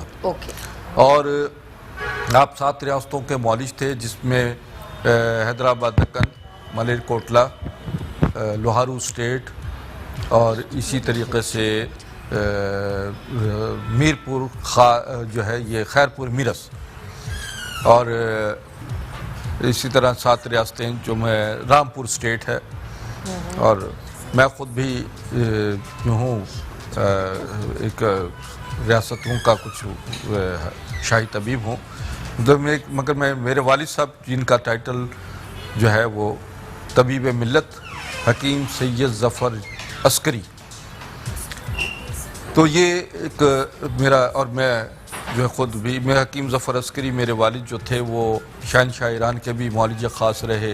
अफ़गानिस्तान के जो बादशाह थे ज़ाहिर शाह, उसके भी मौलिज रहे। इस तरीके से बहुत सारी बड़ी फैमिलीज़ जो पाकिस्तान की हैं, याहिया, जनरल याहिया के मौलिज रहे, ज़ियाउल हक़ के भी मौलिजीन में शुमार रहे। तो मैं भी जो हूँ इस वक्त नवाब साहब जूनागढ़ का शाही तबीब हूँ, और अमेरिका से मैंने क्वालिफाई किया है हिकमत को, और फिर ये वहाँ पढ़ाता भी रहा हूँ। तो ये मेरा, जी हाँ, कॉलर आ जाती है हमारा प्रोग्राम में। नहीं, बहुत अच्छी बात है, ये उनका हक है, कॉलर्स का हक है। मैंने आपके हमेशा इजाजत से मैं कह रही थी, आप तो खुशकिस्मत हैं, हम भी खुशकिस्मत हो गए, हम आपके दरमियान बैठे हैं, यकीन करें। बिल्कुल बिल्कुल। मैं ये समझता हूँ कि ये एजाज़ जो है मेट्रो चैनल का है कि जिसने हमें बाकायदा तौर पर इसको आगे लोगों तक पहुंचाया है। वैसे मेरे पास बहुत सारे, मैं बहुत अरसे से मतलब कर रहा हूँ, मरीज देख रहा हूँ, मगर मेरा जो तजर्बात, मेरी ज़िंदगी का जो निचोड़ है वो मैं समझता हूँ कि मेट्रो चैनल ने आगे जी बात करेंगे अब्बास साहब से। अस्सलाम वालेकुम अब्बास। अस्सलाम वालेकुम। जी वालेकुम सलाम। जी अब्बास, क्या पूछना है हकीम साहब से? हकीम साहब से ये पूछना है, मेरी वालदा को कैंसर था, हमने बहुत इलाज कराया, इमरान खान अस्पताल में काफी इलाज कराया और दूसरी जगह पे भी लेके गए, उसका पेट बढ़ने लग गया। उसको ये नहीं कि जिगर का मसला था, पेटों का, और कुछ लोग कहते थे उसका पानी निकलवाने पेट से, कुछ किस तरह कहते थे, ये मालूमात करनी थी। पेट का पानी भी निकलाया, फिर भी आराम नहीं आया, क्योंकि अभी मुंह से खून आने लग गया। अच्छा बेटा, कहाँ से? अब्बास, एक तो जरा सा आराम से, कोई मसला नहीं, टेंशन नहीं ले, परेशान ना हो। आप कहाँ से कॉल किया आपने? मैं कराची में हूँ, वैसे बेसिकली रहने वाला लगी जाऊंगी सर। अच्छा, चलिए मैं आपको बताता हूँ। आपका मसला जो है कॉल किया, वो खासा, हकीम साहब बताएं, इनका मसला जो है खासा बिगड़ा हुआ है, काफ़ी कॉम्प्लिकेटेड है। और इनको मैं यही कहता हूँ कि मेरा अभी जो नंबर चल रहे हैं वो नोट कर लें, और मेरे एड्रेस पे मैं गुलिस्तान जौहर में बैठता हूँ। सुबह के वक्त में अपना जौहर चुरंगी पर मेरा मतलब है, और दोपहर में मिलेनियम मॉल के जस्ट अपोजिट है, अस्करी 4 के साथ, अस्करी बैंक के ऊपर, और प्रोफेसर डॉक्टर हकीम अस्करी, जी ये मेरा पुराना मतलब है। शाम को मैं वहीं पे गुलिस्तान जौहर में ही हूँ, और glamour mall just Toyota showroom के अपोजिट है, वहाँ पर ग्लैमर मॉल के साथ जो है, अंदर आ जाए ग्लैमर मॉल में, वहाँ मैं शाम को 6 से रात 9 बजे तक बैठता हूँ। आप मुझसे अपॉइंटमेंट लेकर आएँ और फिर रिपोर्ट्स ले आएँ, इंशाल्लाह अल्लाह बेहतर करेगा। मेरे ज़िंदगी का तजर्बा है बेटा, मैंने बड़े क्रॉनिक केसेस जो हैं वो क्योर किए हैं, और अल्लाह शिफा देता है। अच्छा, आज हकीम साहब ने जो अपनी डिटेल बता रहे थे, तो मैंने खुद कहा कि सर प्लीज़ लोगों को बताएं कि, क्योंकि इतने टैलेंटेड पर्सन हमारे दरमियान अगर मौजूद हों और हम उससे मुस्तफ़ी ना हो तो फ़ायदा क्या। तो एक और बात भी कहना चाहूँगी, आज जो ये टॉपिक लेकर आए हैं, क्योंकि अक्सर हम टॉपिक को कुछ ना कुछ ऐसे इंपॉर्टेंट लेकर आते हैं, लेकिन आज इन्होंने बहुत अच्छा टॉपिक लेकर आए कि जनरल जो हम लोग खाने पीने में बेहतियाती करते हैं, ऐसा ही है। हकीम साहब बताएं अपने नाज़रीन को। जी, आज का टॉपिक जो है वो हम है कि हम सेहत की बहाली से ज़्यादा हम सेहत को बरकरार रखने के लिए हमें क्या क्या करना चाहिए। बहुत सारी ज़िंदगी के में हम ऐसे मामलात हैं कि जिनको हम नज़रअंदाज कर देते हैं, जो कि हमारे लिए इंतहाई ज़रूरी हैं। मिसाल के तौर पर मैं आपको छोटी सी एक बात बताता हूँ कि हमारा बेडरूम, किचन और बाथरूम, ये 3 चीज़ें ऐसी हैं जो आपको आपकी सेहत, तवानाई और ज़िंदगी को तवील करने में बुनियादी किरदार अदा करती हैं। हम यहाँ पर क्या क्या गलतियाँ करते हैं। मसलन हमारा किचन जो है जी, वहाँ पर काकरोच, वहाँ पर छिपकलियाँ और ऐसे ही जो जानवर जो हम समझते हैं कि ये बेजर से हैं, हालांकि ये इंतहाई मोहलिक हैं और बीमारी फैलाने में बुनियादी किरदार अदा करते हैं। रात को हम जो बर्तन ढकते नहीं है, छोड़ देते हैं किचन के, सुबह मासी आके धोएगी, हाँ जी, रात भर वो लाल बेग जो है वो जानवर जो है घूम रहे हैं, हाँ जी हाँ बिल्कुल, उन्हें खा रहे होते हैं और वो परवरिश पा रहे होते हैं। इसी तरीके से वो आपके बर्तनों में, गिलास और दीगर चीज़ों में जिसको आप खाना सुबह नाश्ता करते हैं, दोपहर खाना खाते हैं। अच्छा, आपने ये बात कंटिन्यू करें, कॉलर वेट करें काफी देर से। देखिए मैं बात पूरी करने के बाद जी मेरी बात जो है नाज़रीन तक मुकम्मल पहुंचे। नाज़रीन कहते हैं जी आप इनकम्प्लीट बात करते हैं, हमें बात तो मुकम्मल बताएं। बिल्कुल तो बहरहाल मेरा कहने का सिर्फ ये मतलब है कि आप अपने जो है किचन को ऐसा रखें कि जिस तरीके से जैसे एक मस्जिद का, देखिए मस्जिद की सफाई सुथराई तहारत, आप नमाज पढ़ते हैं, इसी तरह किचन जो है आपका, जहाँ पे ग़िज़ा अल्लाह ताला ने रिज़्क़ आपको फराहम किया है, उसको भी उसी तरीके से पाक साफ और पूरे तरीके से हाइजीनिक रखें। लीजिए कॉल। बहुत अच्छी बात जी। मुनव्वर हमारे दरमियान मौजूद हैं। अस्सलाम वालेकुम मुनव्वर। वालेकुम सलाम। डॉक्टर साहब से पूछना था कि मेरे को सर में दर्द और कमर में दर्द होता है, वो सर में ज्यादा होता है, इसका इलाज है तो बता दें। समझ आया सर आपको? कुछ नहीं, मुझे कुछ समझ में नहीं आया मुनव्वर साहब, जरा सा प्लीज आप क्या कह रहे हैं? मैंने कहा मेरे को सर में दर्द और कमर में दर्द होता है। अच्छा, कमर में दर्द, इसका कोई इलाज है तो बताएं। अच्छा, सर में और कमर में दर्द होता है, इनको मुस्तकिल कोई दर्द होता है कमर में। और अच्छा, इनका नंबर भी चल रहा है। अगर कोई चीज आपको, अगर फॉर एग्जांपल थोड़ा सा कोई पेन है, कभी कभी होता है तो वो तो चल, लेकिन अगर मुस्तकिल होता है, ठीक है, मैं इनको बताता हूँ जरा ना।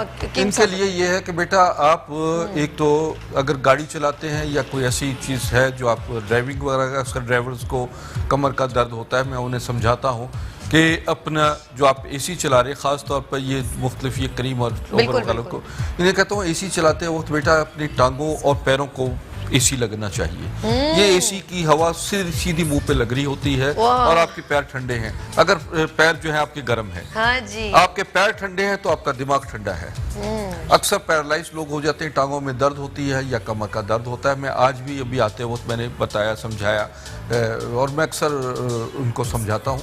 एक तो ये एहतियात करें कि आपको एसी की हवा पैरों पे भी लगे, आपके फेस पे भी लगे, पूरी बॉडी आपकी ठंडी होती है। दूसरी इंसाफ के लिए असगन नागूरी, असगन नागूरी वो है, जड़ी बूटी है, ये आप बाज़ार से लीजिए और इसको पीस कर इसके 6 ग्राम सुबह और 6 ग्राम दोपहर, 6 ग्राम शाम। बहुत ज़्यादा दर्द है तो 3 टाइम और कम दर्द है तो 2 टाइम पानी के साथ इस्तेमाल करें। बाकी चीज़ों का इस्तेमाल कम करें और एक्सरसाइज, हल्की फुल्की एक्सरसाइज रखें, वॉक रखें। सर एक कॉलर है, उनको अल्सर है। अस्सलाम वालेकुम जी। असगर हमारे साथ है। इमरान बात कर रहा हूं। अच्छा सॉरी, इमरान जी पूछते हैं हकीम इमरान साहब। अच्छा, ये डॉक्टर साहब से जो है पूछता मुझे ये था कि मुझे जो है ना पेट का जो है अल्सर, यानी जो इन्फेक्शन जिसको हम कहते हैं, वो हुआ था। अच्छा, तो मैंने एलोपैथिक से इलाज कराया है लेकिन उससे कोई अफाका हो नहीं रहा है। तो क्या मैं डॉक्टर साहब से मुलाकात कर सकता हूँ, कहाँ कर सकता हूँ, या फिर टीवी पे ही अगर मुझे बता दें कि क्या करना चाहिए मुझे? हाँ नहीं बेटा, आप पेट का मामला है तो आपके लिए वाकई बड़ा प्रॉब्लम। अच्छा, ये कि ये पेट के हवाले से मैदे, जिगर और इसके हवाले से आप एलोपैथी के बजाय हर्बल ट्रीटमेंट लें तो ज़्यादा मुनासिब है। और दूसरा ये है कि आप मेरे मतब पे तशरीफ़ लाएँ अपनी वो लेकर, रिपोर्ट्स लेकर। तीसरी बात जो आपको प्रिकॉशन के तौर पर बता रहा हूँ, एहतियात के तौर पर, आप अर्क मको, अर्क सौंफ, अर्क कासनी और अर्क पुदीना, ये चारों अर्क लीजिए। इनको जो है एक कप में बराबर बराबर डाल के पूरा कप कीजिए और सुबह दोपहर शाम 3 टाइम पिए।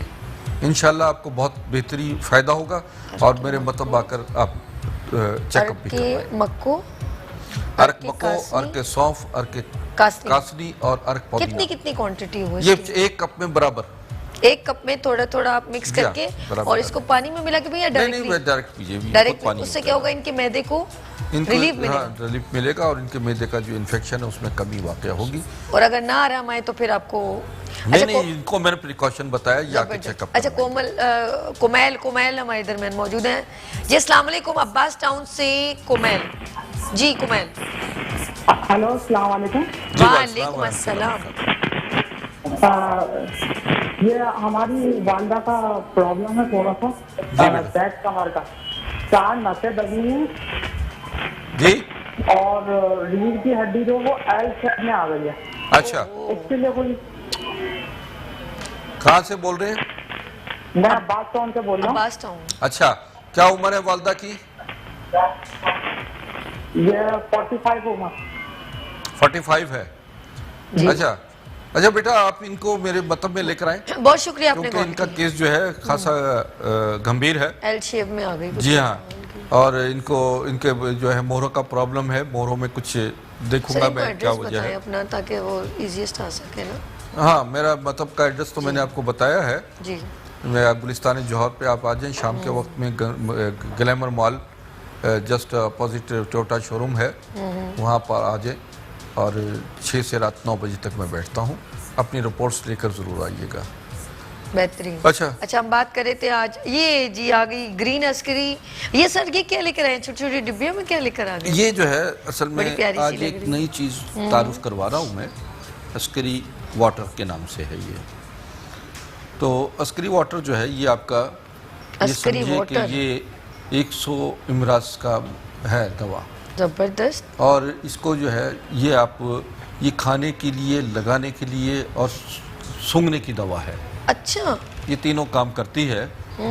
ये जोड़ों के दर्द की भी है और मैदे के अल्सर, मैदे के तमाम प्रॉब्लम जो है वो इसको सॉल्व करते हैं। जबरदस्त। समझिए, ये आपके लिए बहुत ज़बरदस्त चीज़ है। नाज़रीन ये देखिएगा, ये अस्करी वाटर भी हमारा तकरीबन ये समझिए कि बहुत मशहूर तरीन दवा है जी जी, जो मुख्तलिफ इमराज में इमरजेंसी के तौर पे इस्तेमाल में आती है। ज़बरदस्त। स्क्रीन पर जी नाज़रीन नज़र आ रहा है आपको, बहुत क्लोज में दिखाया जा रहा है। अच्छा, डिफेंस से हमारे दरमियान मौजूद है, कौन है?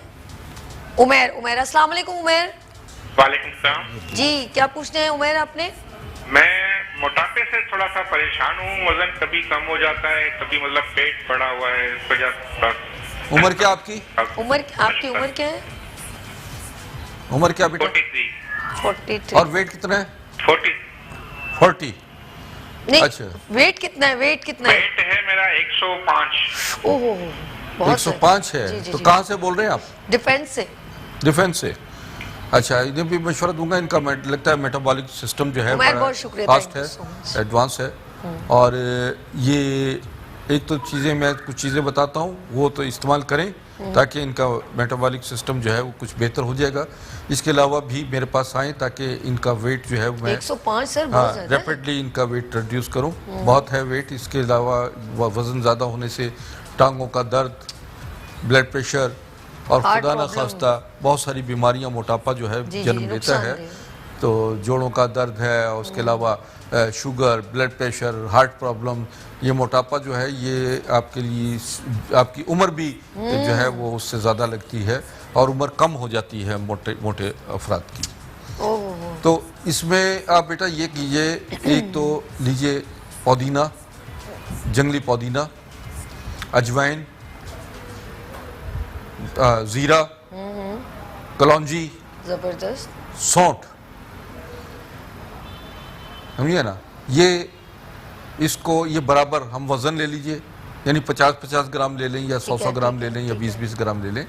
इन्हें बारीक कर लें और सुबह निहार, दोपहर और रात या तो इसको गर्म पानी में हल करके पी जाएं, यानी खौलते पानी में इसको डालें और ये जब नीम गर्म हो तो इसको पी लें, समझिए ना। तो वो बहुत अच्छा है। दूसरी सूरत है कि इसको आप फाँक लें, ये आधा चम्मच, और ऊपर से पानी पी लें। हकीम साहब, वसीम हैं गुलशन इकबाल से बात करेंगे आपसे। अस्सलाम वालेकुम गुलशन इकबाल से वसीम जी। अस्सलाम वालेकुम। अस्सलाम वालेकुम। वालेकुम अस्सलाम। गुलशन इकबाल से। जी। हमारी वाइफ को थायराइड प्रॉब्लम है, वो बात करना चाह रहे हैं। अच्छा, आपकी वाइफ बात करना चाह रही है, उनको थायराइड है। सर हकीम साहब बात कीजिए। जी फरमाएं बेटा। हेलो, अस्सलाम वालेकुम। जी जी वालेकुम। सर, थायराइड प्रॉब्लम है जी काफी दिन से है, तो मैंने इस बारे में आपसे पूछना चाह रही थी कि क्या कुछ हो या आप बता दीजिए। और एक मेरा जो है वो आप पढ़ रहे हैं। बेटा समझ नहीं आई आपकी बात, जरा थोड़ा सा दोबारा। हकीम साहब, मुझे थायराइड की प्रॉब्लम है। जी जी ओके। और ये काफी अर्से से तकरीबन 15 साल हो गए इसको। अच्छा। तो मतलब थायराइड बड़ी साइड से बढ़ने वाला होता है आजकल, और आज पेट पर। तो इसलिए मैं आपसे पूछना चाह रही थी कि इसका क्या कुछ इसका इलाज बताएं। अच्छा चलें, बहुत शुक्रिया। ठीक है, ठीक है, बहुत शुक्रिया, बहुत शुक्रिया। वैसे हकीम साहब का नंबर भी स्क्रीन पे चल रहा है, आप मज़ीद डिटेल उनसे बात करना चाहें तो प्रोग्राम के बाद आप इनसे कांटेक्ट कर सकते हैं। मैं एक चीज़ ये है कि थायराइड जो है बहुत सारे कॉम्प्लिकेशन बॉडी में पैदा कर देता है, और थायराइड पुराना हो तो वो जब तक कॉम्प्लिकेशन दूर नहीं होते थायराइड जो है वो भी ख़त्म नहीं होता। और ये हमारे जिस्म का वो जुज़ है जो हमारी पूरी बॉडी को कंट्रोल करता है, सिस्टम को कंट्रोल करता है। अच्छा, उसके लिए जो है ये हमारी दवा है, ये है ग्रीन अस्करी ग्रीन। मैं ये समझता हूँ कि ये अस्करी ग्रीन, जिसके बारे में मैं बड़ी डिटेल से आज थोड़ा थोड़ा वक्फे के साथ बताता रहूँगा। बताना चाहिए सर, ये बहुत ये फायदेमंद है। थायराइड के लिए बहुत ज़बरदस्त चीज़ है, और इसमें जो चीज़ें अज्जा शामिल हैं, ये समझें कि 100 से ज़्यादा इसमें अद्वियात शामिल हैं, जिसमें 12 किस्म के फल हैं, 12 किस्म की सब्जियां हैं, और इसमें कैल्शियम्स हैं, ऑक्सीलेट्स हैं, फास्फेट्स हैं, ग्रीन एलजी है, समझे ना, बहुत सारी चीज़ें हैं, स्पाइरुलिना है, कुछ 2-3 चीज़ें मुझे इन्होंने याद करवा दी है। जी हाँ, तो ये नाज़रीन ये एक बहुत ये समझे कि 100 अमराज से में काम भी आता है, और अबव 100 डिजीज़ है पर ये काम कर रहा है। अब बात यह है कि हम ये समझते हैं कि हमारे जिस्म की बुनियादी ज़रूरत जो है वो ग़िज़ा है। ठीक है। बुनियादी ज़रूरत जो है वो आपका इम्यून सिस्टम को साउंड कर देना है। बेहतरीन बात। अगर आपका इम्यून सिस्टम साउंड है और आपके अंदर मुकम्मल ग़िज़ाइयत मौजूद है, तो दुनिया की तमाम बीमारियों का मुकाबला करने के लिए आपका जिस्म तैयार है।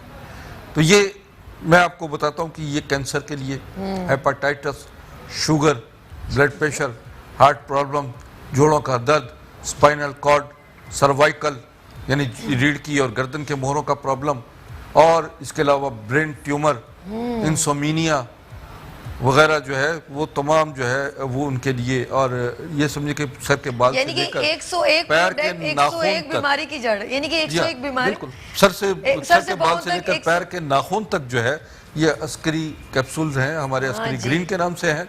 इसमें 3 कैटेगरीज में है capsule, Askari green gold, Askari green diamond और अस्करी ग्रीन सिल्वर।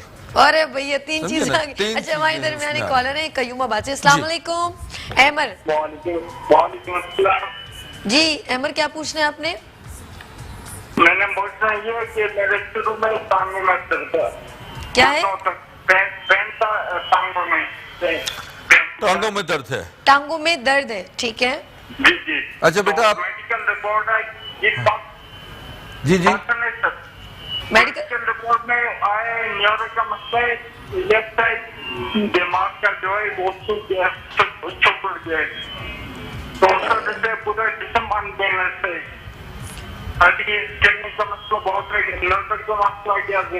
ठीक है ठीक है अहमद, हमें सब समझ में आ गया।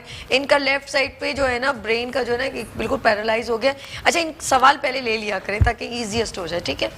अच्छा, ये जो है इनका ब्रेन ब्लॉकेज, अभी मैं जिक्र कर रहा था जी जी कि ब्रेन ब्लॉकेज जो है ये पैरालाइज ही हो जाता है मामला, क्योंकि दिमाग की कोई भी शरीयान ब्लॉक हो जाए, चाहे वो बीपी हाई होने से हो या आपका किसी वजह से क्लॉट आ जाए, तो उसकी वजह से भी ब्लॉकेज हो जाती है, जिससे जिस्म का एक हिस्सा जो है मुतासिर हो जाता है, पैरालाइज हो जाता है। उसका सबसे हम जो ये मैंने अस्करी ग्रीन बताए हैं कैप्सूल, ये पूरी बॉडी की कहीं भी ब्लॉकेज है वो खोल देता है। और ये चूँकि कराची से ही बोल रहे हैं बेटा, आप मुझे अपनी रिपोर्ट्स लेकर मेरे पास आओ, इंशाअल्लाह बहुक्म खुदा ब फज़ल ताला मैं ये दावा नहीं करता, लेकिन मुझे यकीन वासिक है कि जो चीज़ मैंने बनाई है ये लाखों इंसानों को इन्होंने इसने जिंदगी दी है। मैं हकीम साहब की बात यकीन करें, मैं सही कह रही हूँ। इन्होंने जो मुझे अपना थोड़ा सा मैंने पिक्चर्स में देखी हैं, जिन्होंने कैंसर इतना गल सड़ गया, जिसका चेहरे का कट लग गया और बहुत बुरे डॉक्टरों ने उसे बिल्कुल रिजेक्ट कर दिया, लेकिन हकीम साहब के पास गए और उनको इतनी अच्छा उन्होंने ट्रीट किया। हकीम साहब सही कह रही हूँ? बिल्कुल, मैं वो पिक्चर्स दिखाना चाहता था, मैं देख नहीं पा रही थी, इसलिए मैंने मना किया। बस असल में बात यह है कि वो जो कैंसर की ऐसी कंडीशंस में पेशेंट्स होते हैं, शायद उसे पैम्बरा जो है अलाउ ना करे, क्योंकि लोगों के दिल कमजोर होते हैं, उसे देखकर जो है वो इसीलिए हम लोगों ने जरा, लेकिन मैं फिर भी आपको एहतियात करें। मैं अभी जिस गाड़ी में आ रहा था सर, गैंग्रीन और जो पाँव का कुछ जख्म वगैरह हम उसका दिखा सकते हैं। अच्छा, फातिमा हमारे अंचोली से बात करना चाह रही। एक सेकंड मेरी बात जरा उनको जरा प्लीज फातिमा होल्ड कीजिए। मैं अभी जिस गाड़ी में आ रहा था, वो साहब जो है वो करीम गाड़ी चला रहे थे, लेकिन उनका मुंह में गुटखा था। अच्छा, ठीक है, ठीक है। उसे मैंने समझाया कि बेटा ये आप जो कुछ खा रहे हो ये जहर है, और जो कुछ कमाओगे अब सारी कमाई इसके इलाज में तुम्हारी सर्फ हो जाएगी। मैंने उसको पिक्चर्स कुछ दिखाई और खौफजदा किया कि उसको तौबा कर ले वो, लेकिन वो कहता है कि जनाब मैं खाकर सोता नहीं हूँ, मैं तो रात को ब्रश करके सोता हूँ। तो मैंने कहा सारा दिन ये जहर तुम खाते हो, रात को ब्रश कर लेते हो, तो क्या उससे तुम समझते हो बच जाओगे? नहीं बेटा, मैंने कहा ये वही लोग हैं जिन्होंने इसी किस्म की आर्गूज दी थी और कहा था कि जनाब हम तो ब्रश करके सोते थे, लेकिन फिर भी हमें कैंसर हो गया। ये चीजें मोहतात रहिए इन चीजों से। लाइए उसका अर्क जो है ना वो आपके ऑर्गन के अंदर जाता है ना, तो वो फिर प्रॉब्लम क्रिएट करता है आपके ऑर्गन का। हमारी दरमियान कॉलर है फातिमा। अस्सलाम वालेकुम फातिमा, अंचोली से। जी, हकीम साहब से क्या पूछना है आपने? जी, मैं कराची से बात कर रही हूँ और मुझे अपनी सिस्टर के बारे में पूछना था। उनका वेट नहीं बढ़ता। अच्छा, वेट नहीं बढ़ता? वेट नहीं बढ़ रहा। चले हम आपको इसका आंसर। कितना वेट है उनका बेटा? जवेरिया नाम है और उनका जो है वो 23 इयर्स जो है वो उम्र है। हाँ, वजन कितना है? और 35 kg। ठीक है, ओके। आपको बताते हैं कि वजन ना बढ़ने की वजूहात क्या होती है। वजन ना बढ़ने की वजूहात जो है वो ग़िज़ाई कमी भी होती है, और दूसरी ऐसी कोई प्रॉब्लम्स है जिसकी वजह से आपका वजन नहीं बढ़ रहा। ये चेकअप करना बहुत ज़रूरी है। ठीक है। अगर ये कराची में है तो कराची में आ जाएं, वो मेरे मतलब में आ जाएं। मैं आजकल कराची में हूँ और उसके बाद मैंने पिंडी, लाहौर और पेशावर जाना है और वहाँ के मरीज़ों को भी चेकअप करना है। तो मैं एक हफ्ता करीबन कराची में हूँ और उसके बाद जो है। अच्छा ख़वातीन हज़रात, बात यह है कि क्या वजह है वज़न नहीं बढ़ रहा। उसका ताल्लुक जो है अंदरूनी मेटाबॉलिक सिस्टम से भी है। इसका ताल्लुक जो है वो आपके बॉडी के एंजाइम पूरे नहीं हो रहे। देखिए 22,000 जो है वो आपको ज़रूरी है, जो आपके बॉडी में न्यूट्रिशन आपकी जानी चाहिए।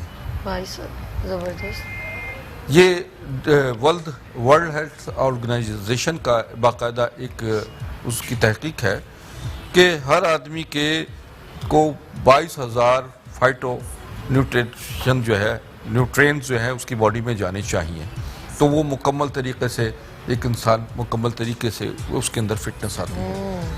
मगर हम जो कि हमारे इर्द गिर्द देखते हैं कि मुर्गी है तो वो उस पर इंजेक्शन लग रहे हैं, और वो मुर्गी जिसका जो है फीड जो है बड़ा ऐसा गलत किस्म का दिया जा रहा है, उस मुर्गी में ताकत क्या है। भैंसें हैं, गाय भैंस का गोश्त है तो वो इंजेक्शन शुदा है, वो भी हमें खालिस नहीं मिल रहा। इसी तरीके से अंडे हैं तो वो देसी नहीं हैं जो हम खा रहे हैं। जितनी ग़िज़ाएँ हैं, फल सब्जियां हैं, वो केमिकल शुदा हैं। तो हमारी बॉडी में केमिकल जा रहा है, हमारी बॉडी में ऑर्गेनिक चीज़ें नहीं जा रही। और यही वजह है कि हम बहुत कुछ खर्च करने के बावजूद भी हमें वो ग़िज़ाएँ नहीं मिल रही जो हमारी ज़रूरत के मुताबिक हैं। मैं ये समझता हूँ, मैं आज फिर ये बता रहा हूँ कि ये अस्करी ग्रीन, इसका एक कैप्सूल 22,000 न्यूट्रिशन, इसके अंदर फाइटो न्यूट्रिशन मौजूद है। इतनी तारीफ करें, मेरा दिल करे इसमें से निकाल के और इस गिलास पानी लेके मैं पी लूं। अल आसिफ से रमीश कुमार,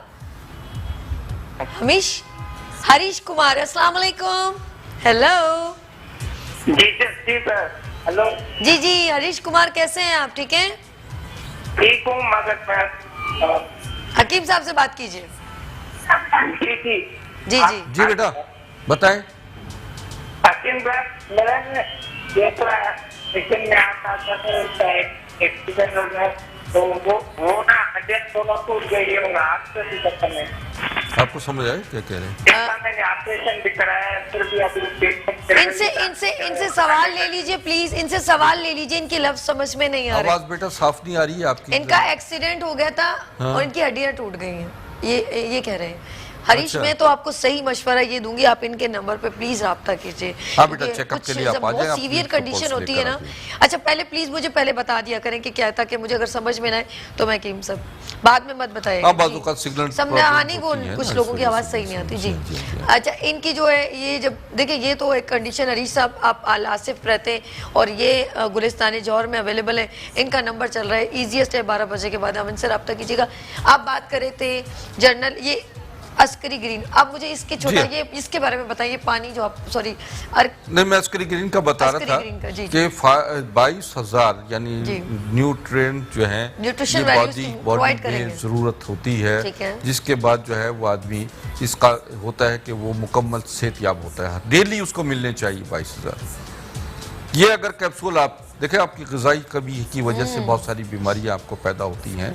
ये कैप्सूल अगर आप जो है वो एक कैप्सूल डेली खाएं, 1 से 2 कैप्सूल खाएंगे तो यकीन मानिए, मैंने इसमें देखे कि 90 दिन में शुगर ख़त्म, 90 डेज में कैंसर ख़त्म, blood pressure, heart problem, brain blockage, फालिज के मरीज़, हेपेटाइटिस और जितनी बॉडी में बीमारियां हैं वो सारी बीमारियों का ये इलाज है। ये असल में बुनियादी तौर पर ये करता है खुलियात को ताकतवर करता है, खुलियात को अफजाइश करता है खुलियात की, और इसी तरीके से खुलियात को जो है वो आपको उसमें तवानाई बहाल करता है, खुलियात की उम्र बढ़ाता है। जब खुलियात आपकी उम्र उसकी बढ़ जाए उम्र, तो आपकी उम्र में इजाफा हो जाता है। अच्छा, बहुत अच्छी बात की। हमारे दरमियान एक कॉलर है मुजफ्फर, शिकारपुर से मुजफ्फर जी। अस्सलाम वालेकुम मुजफ्फर। वालेकुम अस्सलाम जी, क्या पूछना है हकीम साहब से? हकीम साहब ये पूछना है कि ये वजन कम से कम कितना वजन होना चाहिए के? बेटा इसका वजन का ताल्लुक जो है ना आपकी हाइट से है। हाँ जी। आपकी हाइट जितनी है उसके मुताबिक उसका वजन होना चाहिए। मसलन आपकी हाइट अगर 5.5 फीट है, समझे ना, तो आपका वजन जो है 55 kg होना चाहिए। ठीक है ना। अगर 6 फीट है तो आपका वजन जो है ना 60 kg होना चाहिए। ये भी बहुत अच्छी बात है। ये आप ये ज़हन में रखिए कि हाइट के साथ जो है उसका वेट का ताल्लुक होना चाहिए। हमारा अब ये देखिए किसी का 6 फुट कद है तो उसका वो वेट जो है यानी 60, 65, 70 तक आ जाए तो ये नॉर्मल है। मगर इससे ऊपर जब जाता है तो फिर उसकी वह ओवर वेट कहलाता है। आप एक्टिव रहें, आप एक्सरसाइज करें, आप नमाज पढ़ें, आप अपनी बॉडी को बिल्कुल यानी जो ग़िज़ाई हवालों से है उसे भरपूर रखें, तवानाई रखें। आपके अंदर सब्जियां, फल, दूध, दही, मक्खन और तमाम ग़िज़ाई चीज़ें जो हैं वो पूरी जानी चाहिए, खालिस तौर पर जानी चाहिए। और आप उस देखिए कि आपके अंदर आपकी उम्र जो है, देखिए जापान, चाइना के लोग और दीगर ममालिक के लोग 70, 80, 90 साल के भी जवान नज़र आते हैं, जबकि हमारे जो है 50 साल के बाद, 40-45 के बाद वो कहते हैं बूढ़े हो रहे हैं, उनके अंदर तवानाई ख़त्म हो रही है।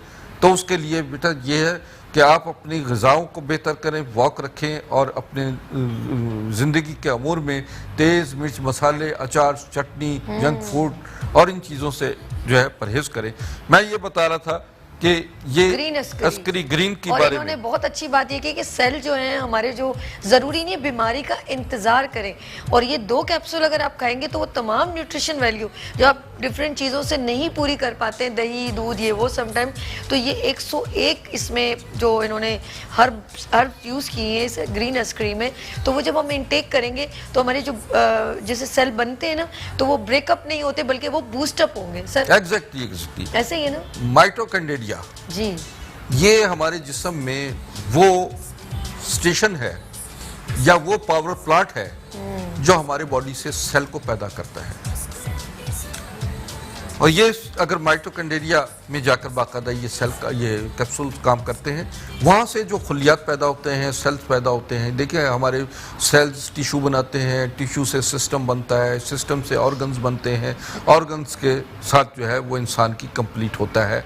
ये इंसान की तख्लीक जो है और बॉडी में जो है वो इसी तरीके से माँ के पेट में इंसान की तख्लीक होती है और इसी तरीके से ये जो है टिश्यूज़ बनते हैं। इंसान टिश्यूज से बना हुआ है, ऑर्गन्स उससे कंप्लीट हुए हुए हैं। खुलियात का मुकम्मल एक इंसान मुकम्मल जुज़ है। अब आपके खुलियात जो हैं वो आपको जब तक पावरफुल खुलियात है, तवानाई है, तो खुलियात की उम्र भी तवील हो जाती है और इससे आपके अंदर तमाम बीमारियां मुकाबला करने की ताकत जो है वो पैदा होती है। आप ये मैं ये कहता हूँ कि आप जो बीमार हैं ना सिर्फ उनके लिए बल्कि वो शख्स जो सेहतियाब हैं बीमारियों से बचने के लिए भी अस्करी ग्रीन कैप्सूल का इस्तेमाल करें। बच्चों की हाइट का मसला है, बच्चों के IQ का मसला है कि बच्चे जो हैं जिनको नज़र की ऐनक लग गई है, जिनका याददाश्त कम है, बच्चे बूढ़े जवान जो हैं उनकी ये प्रॉब्लम्स आ जाती हैं, वो सिर्फ अस्करी ग्रीन को इस्तेमाल करें। मैं यकीन वासिक से कहता हूँ कि ये आपके लिए ज़िंदगी का बेहतरीन तोहफा है, ये ज़िंदगी का बेहतरीन तवाना। मैं दुनिया भर के चैलेंज करता हूँ। जिंदगी का निचोड़ है, बिल्कुल मैं जिंदगी का निचोड़ भी है, हिकमत का निचोड़ है, मैं ये कहूँगी। बिल्कुल बिल्कुल आपने अपनी जो एक इतना टाइम। अच्छा मैं इधर मैंने कॉलर है जौहर से मिर्जा ताहिर। अस्सलाम वालेकुम। वालेकुम सलाम जी, क्या पूछना है हकीम साहब से आपने? हकीम साहब से पूछना है कि आज प्रोग्राम देखा मैंने, तो एक बीमारी है नई आई है, ALS कहलाती है, जिसमें गला बंद हो जाता है, आवाज खत्म हो जाती है और हाथ पांव थरथराते हैं और चलने फिरने से जो है काफिर होता है। तो इस सिलसिले में आप कुछ बताएंगे?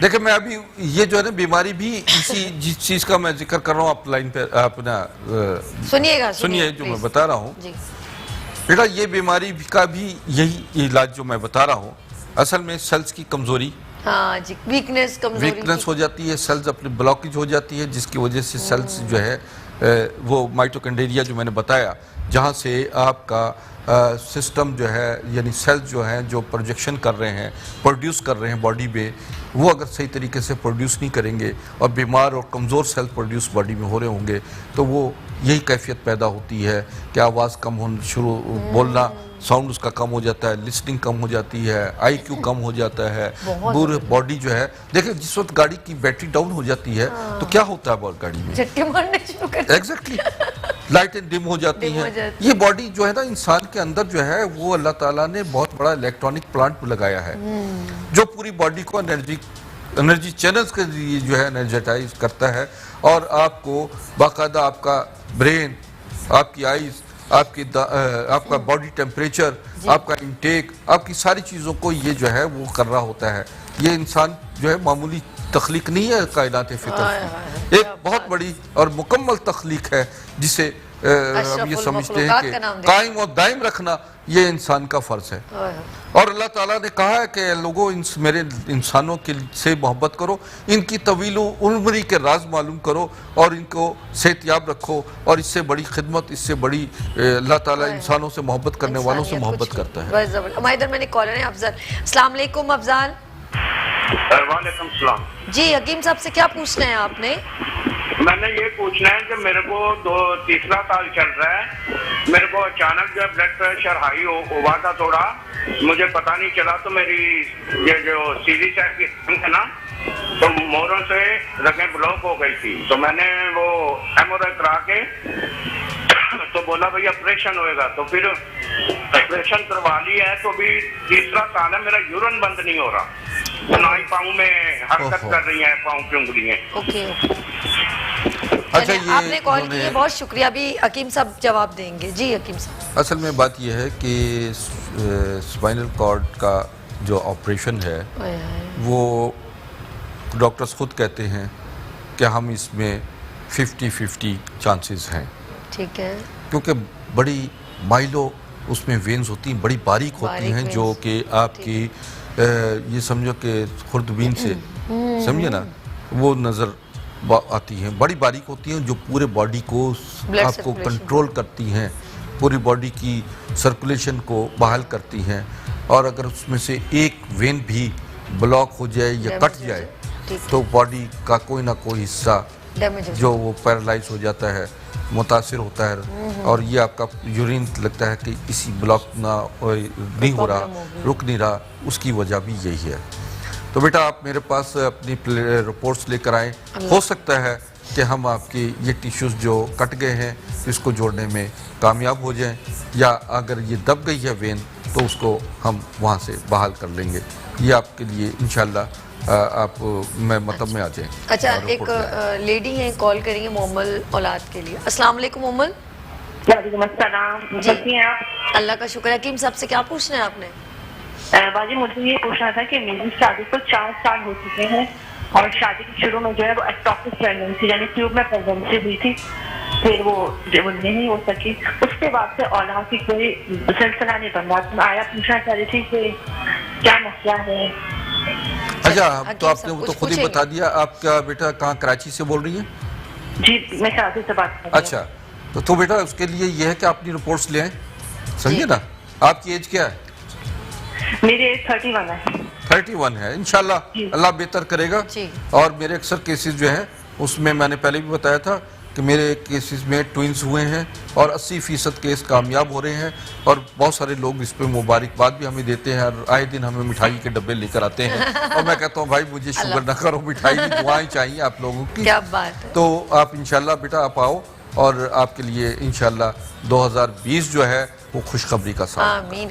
मोमल परेशान ना हो, आप इनके नंबर पे रब्ता आप आ जाएंगे, सब ठीक ठाक हो जाएगा। अच्छा, ये भी एक हम लोग तो वैसे जनरल टॉपिक लेकर आते हैं कि आज हम लोग ने टॉपिक तो कुछ और करते हैं, लेकिन आप लोगों की कॉल्स आती है, लेकिन हकीम साहब कहते हैं कि इनकी कॉल्स बहुत हमारे लिए इंपॉर्टेंट है। कुछ कहना चाह रहे थे जी? हाँ, ये असल में मैं ये बताना चाह रहा था कि ये हमारे अस्करी ग्रीन कैप्सूल के साथ हम और भी कुछ देते हैं, अपनी रेमेडीज़ देते हैं, दवाएं हर्बल होती हैं जो कि तिब्बे नबी के असूलों के मुताबिक तैयार की जाती हैं। बेहतरीन। तो ये आप आए, और मेल और फीमेल दोनों के बोथ का जो प्रॉब्लम होता है, इनफर्टिलिटी केसेस का, बेऔलादी का, मैं असल में मेरी ये कोशिश होती है कि मैं उस जुबान में बात करूं जो हमारे 80-90% लोग समझते हैं। बहुत प्यारी बात। मैं उसमें जो है बहुत सारे जो है वो लफ्ज़ नहीं इस्तेमाल करता कि जो लोगों के सर से गुजर जाएं, और मैं अपनी जो है इल्म की ज़्यादती का शोरा बनूं। एक और लेडी आपके साथ बात करना चाह रही है। हेलो, अस्सलाम वालेकुम। वालेकुम सलाम। मुझे हकीम साहब बात करनी है। हाँ, सुखा इनका नाम है, ये शायद जिंदी है जवान। मेरा बेटा 21 साल का है और ये थोड़ा दिमाग के तौर पे पीछे है।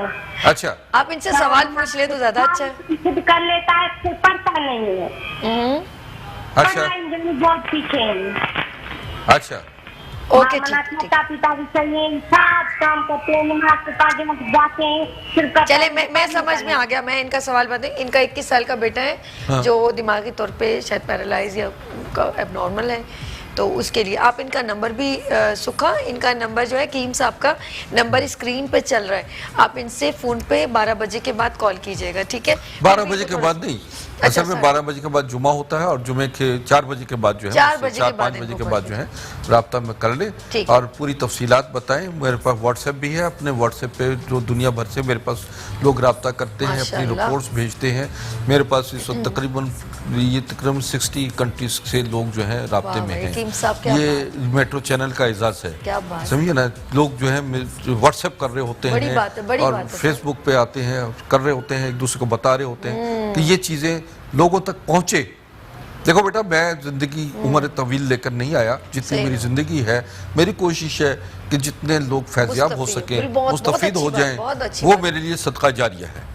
ये प्रोग्राम जो मैं कर रहा हूँ, ये आप लोग बुला रहे हैं, ये सदका जारिया है। ये लोगों तक जो है उनके दुख दर्द तकलीफात दूर हो, मुझे इससे बड़ी खुशी कोई नहीं होती जब मरीज मुझे आके कहता है कि जनाब 3 दिन में दवा खाई है और मैं खड़ा हूँ। कितना खुश होते होंगे आप, यकीन करें। यकीन माने वही मेरा एहसास हो जाता है। अल्लाह ताला समझा ना, कबूल कर ली मेरी बात। और इसमें हमारा भी थोड़ा सा शेयरिंग होगी, दुआओं में शामिल कर लिया करें हमें भी। और हमारे इधर मैंने कॉलर है फैसल, मॉडल टाउन से। अस्सलाम वालेकुम फैसल। अस्सलाम वालेकुम जी। फैसल, हकीम साहब से क्या पूछना है आपने? भाभी मेट्रो लगाए क्यों जल्दी? अल्लाह मेट्रो लगाए। अच्छा अच्छा प्लीज इस तरह आप बात किया करेंगे ना तो लाइन कट जाएगी। कॉन्सेंट्रेट यहाँ पर हो। मुझे जरा ये वकील साहब से पूछना है जी जी कि मैं 5 साल से जो हूँ जरा मैं बेड पर हूँ, व्हील चेयर पर हूँ, मेरे सोते वेन तक गिरी 4-5 के अंदर। अच्छा ठीक है। ऑटोमेटिक ही क्या मैंने कई जगह इलाज कराया, रूहानी इलाज कराया जी जी। और लाखत में मैं 1 महीने एडमिट भी रहा। उन्होंने कहा कि 4-5 में दब गया, फिजियोथेरेपी कराते रहे ओके तो खुद ही निकलेगी, लेकिन आज तक वो इम्प्रूवमेंट हुई है। मैं व्हील चेयर पे हूँ और मेरी वैन जो है वो दबी हुई है और मैं यानी कि कुछ कर नहीं सकता, नलकी लगी हुई है मेरे। ओहो। अच्छा बेटा कब से है ये प्रॉब्लम? ये मुझे तकरीबन 5 साल हो गए। आपकी उम्र क्या है? मेरी उम्र है 14 ईयर। आप कहाँ कराची में हैं? मॉडल कॉलोनी में, कराची मॉडल कॉलोनी। अच्छा चले बहुत शुक्रिया। बेटा आप थैंक यू सो मच। अब सुने मेरी बात को। तो ये भी इनका भी यही प्रॉब्लम जो अभी मैंने जिक्र किया, इनके साथ भी यही सानिया हुआ है। इनका प्रॉपर तरीके से जो इलाज है वो नहीं हो पाया और कहीं उनसे मिस्टेक हो गई। जी हाँ, कुछ तो कम गलती हुई है कहीं पर, समझिए ना। बहरहाल अल्लाह शिफा देगा बेटा। बात ये होती है कि ज़िंदगी इम्तहान है और इस इम्तहान में कामयाब होना आपका हिम्मत, जुर्रत और इक़दाम अमल की ताकत रखो, यकीन रखो कि अल्लाह ताला मौजूद है, वो आपसे इम्तहान लेता है और आपको इम्तहान में डालता है। आपका यकीन और ईमान की कैफियत में रहोगे तो आप कामयाब रहोगे। ये दुनिया फर्जी है, वक्ती है, समझे ना। और इसमें इसी यकीन और ईमान और अमल का इम्तहान हो लेकर आदमी अगली दुनिया में पेशावर कब जा रहे हैं? कॉलर हैं पेशावर से। जी पेशावर जाएंगे बिल्कुल। आप बात करें इमरान। अस्सलाम वालेकुम फ्रॉम पेशावर। अस्सलाम वालेकुम जी, मैं इमरान अहमद बात कर रहा हूँ। आपको आवाज आ रही है मेरी? जी जी बिल्कुल आ रही है। पेशावर से कॉल की आपने? हाँ बेटा बोले। हेलो। टीवी को मत देके आप हमसे बात कीजिए। आवाज कट रही है बेटा। हेलो हेलो अस्सलाम वालेकुम। हेलो हकीम साहब से बात कीजिए प्लीज, आप बात कीजिए। अच्छा इनका सवाल ले लीजिएगा, इनका सवाल ले लीजिएगा। अच्छा आवाज़ वैसे बहुत क्लियर रही थी, एकदम आवाज़ ड्रॉप हो गई, आई डोंट नो। अच्छा समटाइम हम लोग ना ये जिस तरह डॉक्टर से मिस्टेक हो जाती है, ठीक है, फिर कई साल तक वो उसको ले के पेशेंट बेचारा जो है पैरालाइज होके अपना वक्त इतना मुश्किल से गुजारता है।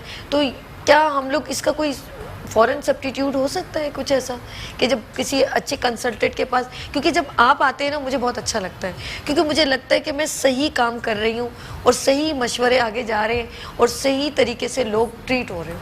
मेरा दिल बड़ा मुतमईन। हाँ असल में बात यह है कि हमें पूरे उसके साथ यकीन के साथ एक काम करना चाहिए और जो चीज़ दें वो वाकई लोग उससे दुआएं दें, लोगों को पता लगे कि हमारे यहाँ दरमियान को मसीहा आया है, समझिए ना। लेकिन असल मसीहाई खुदा की है, रब की है। देखिए बात सुने, दवा खाने, शफा खाने, फ़कीर खाने, सब से लोगों को फैज़ मिलता है और सब जगहों पे सिर्फ आपका यकीन जो है सिर्फ खुदा पे रहे तो आपको इंशाल्लाह शफा के दरवाजे खुले रहते हैं। बाकी मौलिज अगर उसकी नीयत बद है तो यकीन मैं समझता हूँ वो मौलिज ही नहीं है, मसीहा ही नहीं है जो ऐसी काम करे जो इंसान के साथ कसाईयों के साथ बिल्कुल ठीक है। क्योंकि उस हकीम साहब हमारे साथ जो है, हकीम साहब जब गुफ्तगू करते हैं मैं बहुत अच्छा महसूस करती हूँ फ्राइडे को जब ये अपनी गुफ्तगू। कुछ कहना चाहेंगे सर हकीम साहब? अस्करी आज ग्रीन अस्करी पे बहुत अच्छा फोकस हुआ है, तमाम प्रॉब्लम्स का एक हल है, जिस तरह इन्होंने कहा 101 हर यहाँ पर मौजूद हैं। और अच्छा आमिर हमारे दरमियान कॉलर है। हेलो अस्सलाम वालेकुम आमिर। अस्सलाम वालेकुम। वालेकुम जी, आमिर बोल रहा हूँ मैं कराची हिंदुस्तानी जॉब से। जी जी आमिर साहब, हकीम साहब से क्या पूछना है आपने? हाँ बेटा जी पूछेंगे कि जोड़ों में बहुत दर्द है, लेंस खत्म हो गया पूरे जिस्म में ना, जोड़ों में दर्द है, घुटना सीधे पाँव का बिल्कुल काम नहीं कर रहा। ओहो हाँ बेटा उम्र क्या आपकी? थैंक यू जी। घुटनों में लेस खत्म हो गया, उम्र 24 साल है, तो उन्होंने घुटने में बहुत पेन है उनको। अच्छा हाँ, तो और रहते भी गुलिस्तान जौहर में है, तो ये तो मेरे मतलब में आ जाए क्योंकि मैं भी इनको तो चक्कर लगाएं तो वो ज्यादा बेहतर है। तशरीफ ले आए, मैं इनको सब इंशाल्लाह, क्योंकि आपको छोटा मोटा पेन नहीं है, ये लेस खत्म हो गई है, तो मेरे में वो बेहतर है कि अस्करी साहब ही बताएंगे कि क्या ट्रीट हो सकता है। ये अक्सर वैसे वेट की वजह से होता है, कोई और भी रीजन होती है? और भी कई रीजन होती हैं, और भी कई रीजन होती हैं। ये ओवर वेट की वजह नहीं होती, ये समझे कि जिस्म के निज़ाम की ख़राबी की वजह होती है। और मैं ये समझता हूँ कि ये जो इस वक्त मैंने अस्करी कैप्सूल की अच्छा, बारे में अभी बताया आपके पास रह गया जस्ट 1 मिनट और जाते जाते अगले टॉपिक का डिस्कस करेंगे। नेक्स्ट वीक आप क्या लेकर आ रहे हैं सरप्राइज? 1 मिनट। इसमें दौरान तो वक्फा हुआ ही नहीं हमारे प्रोग्राम का, इसीलिए तो हमने कंटिन्यू किया ना। आप बात कीजिए अपने नाज़रीन और 1 मिनट है, आप बताएं नेक्स्ट फ्राइडे को आ रहे हैं तो क्या लेकर आ रहे हैं? हाँ, ये तो मैं ये बता रहा हूँ कि हाईएस्ट लेवल ऑफ जो है एंटीऑक्सीडेंट है ओके अस्करी कैप्सूल जी। अगला जो है असाइनमेंट जो है वो हम लेकर आएंगे जी।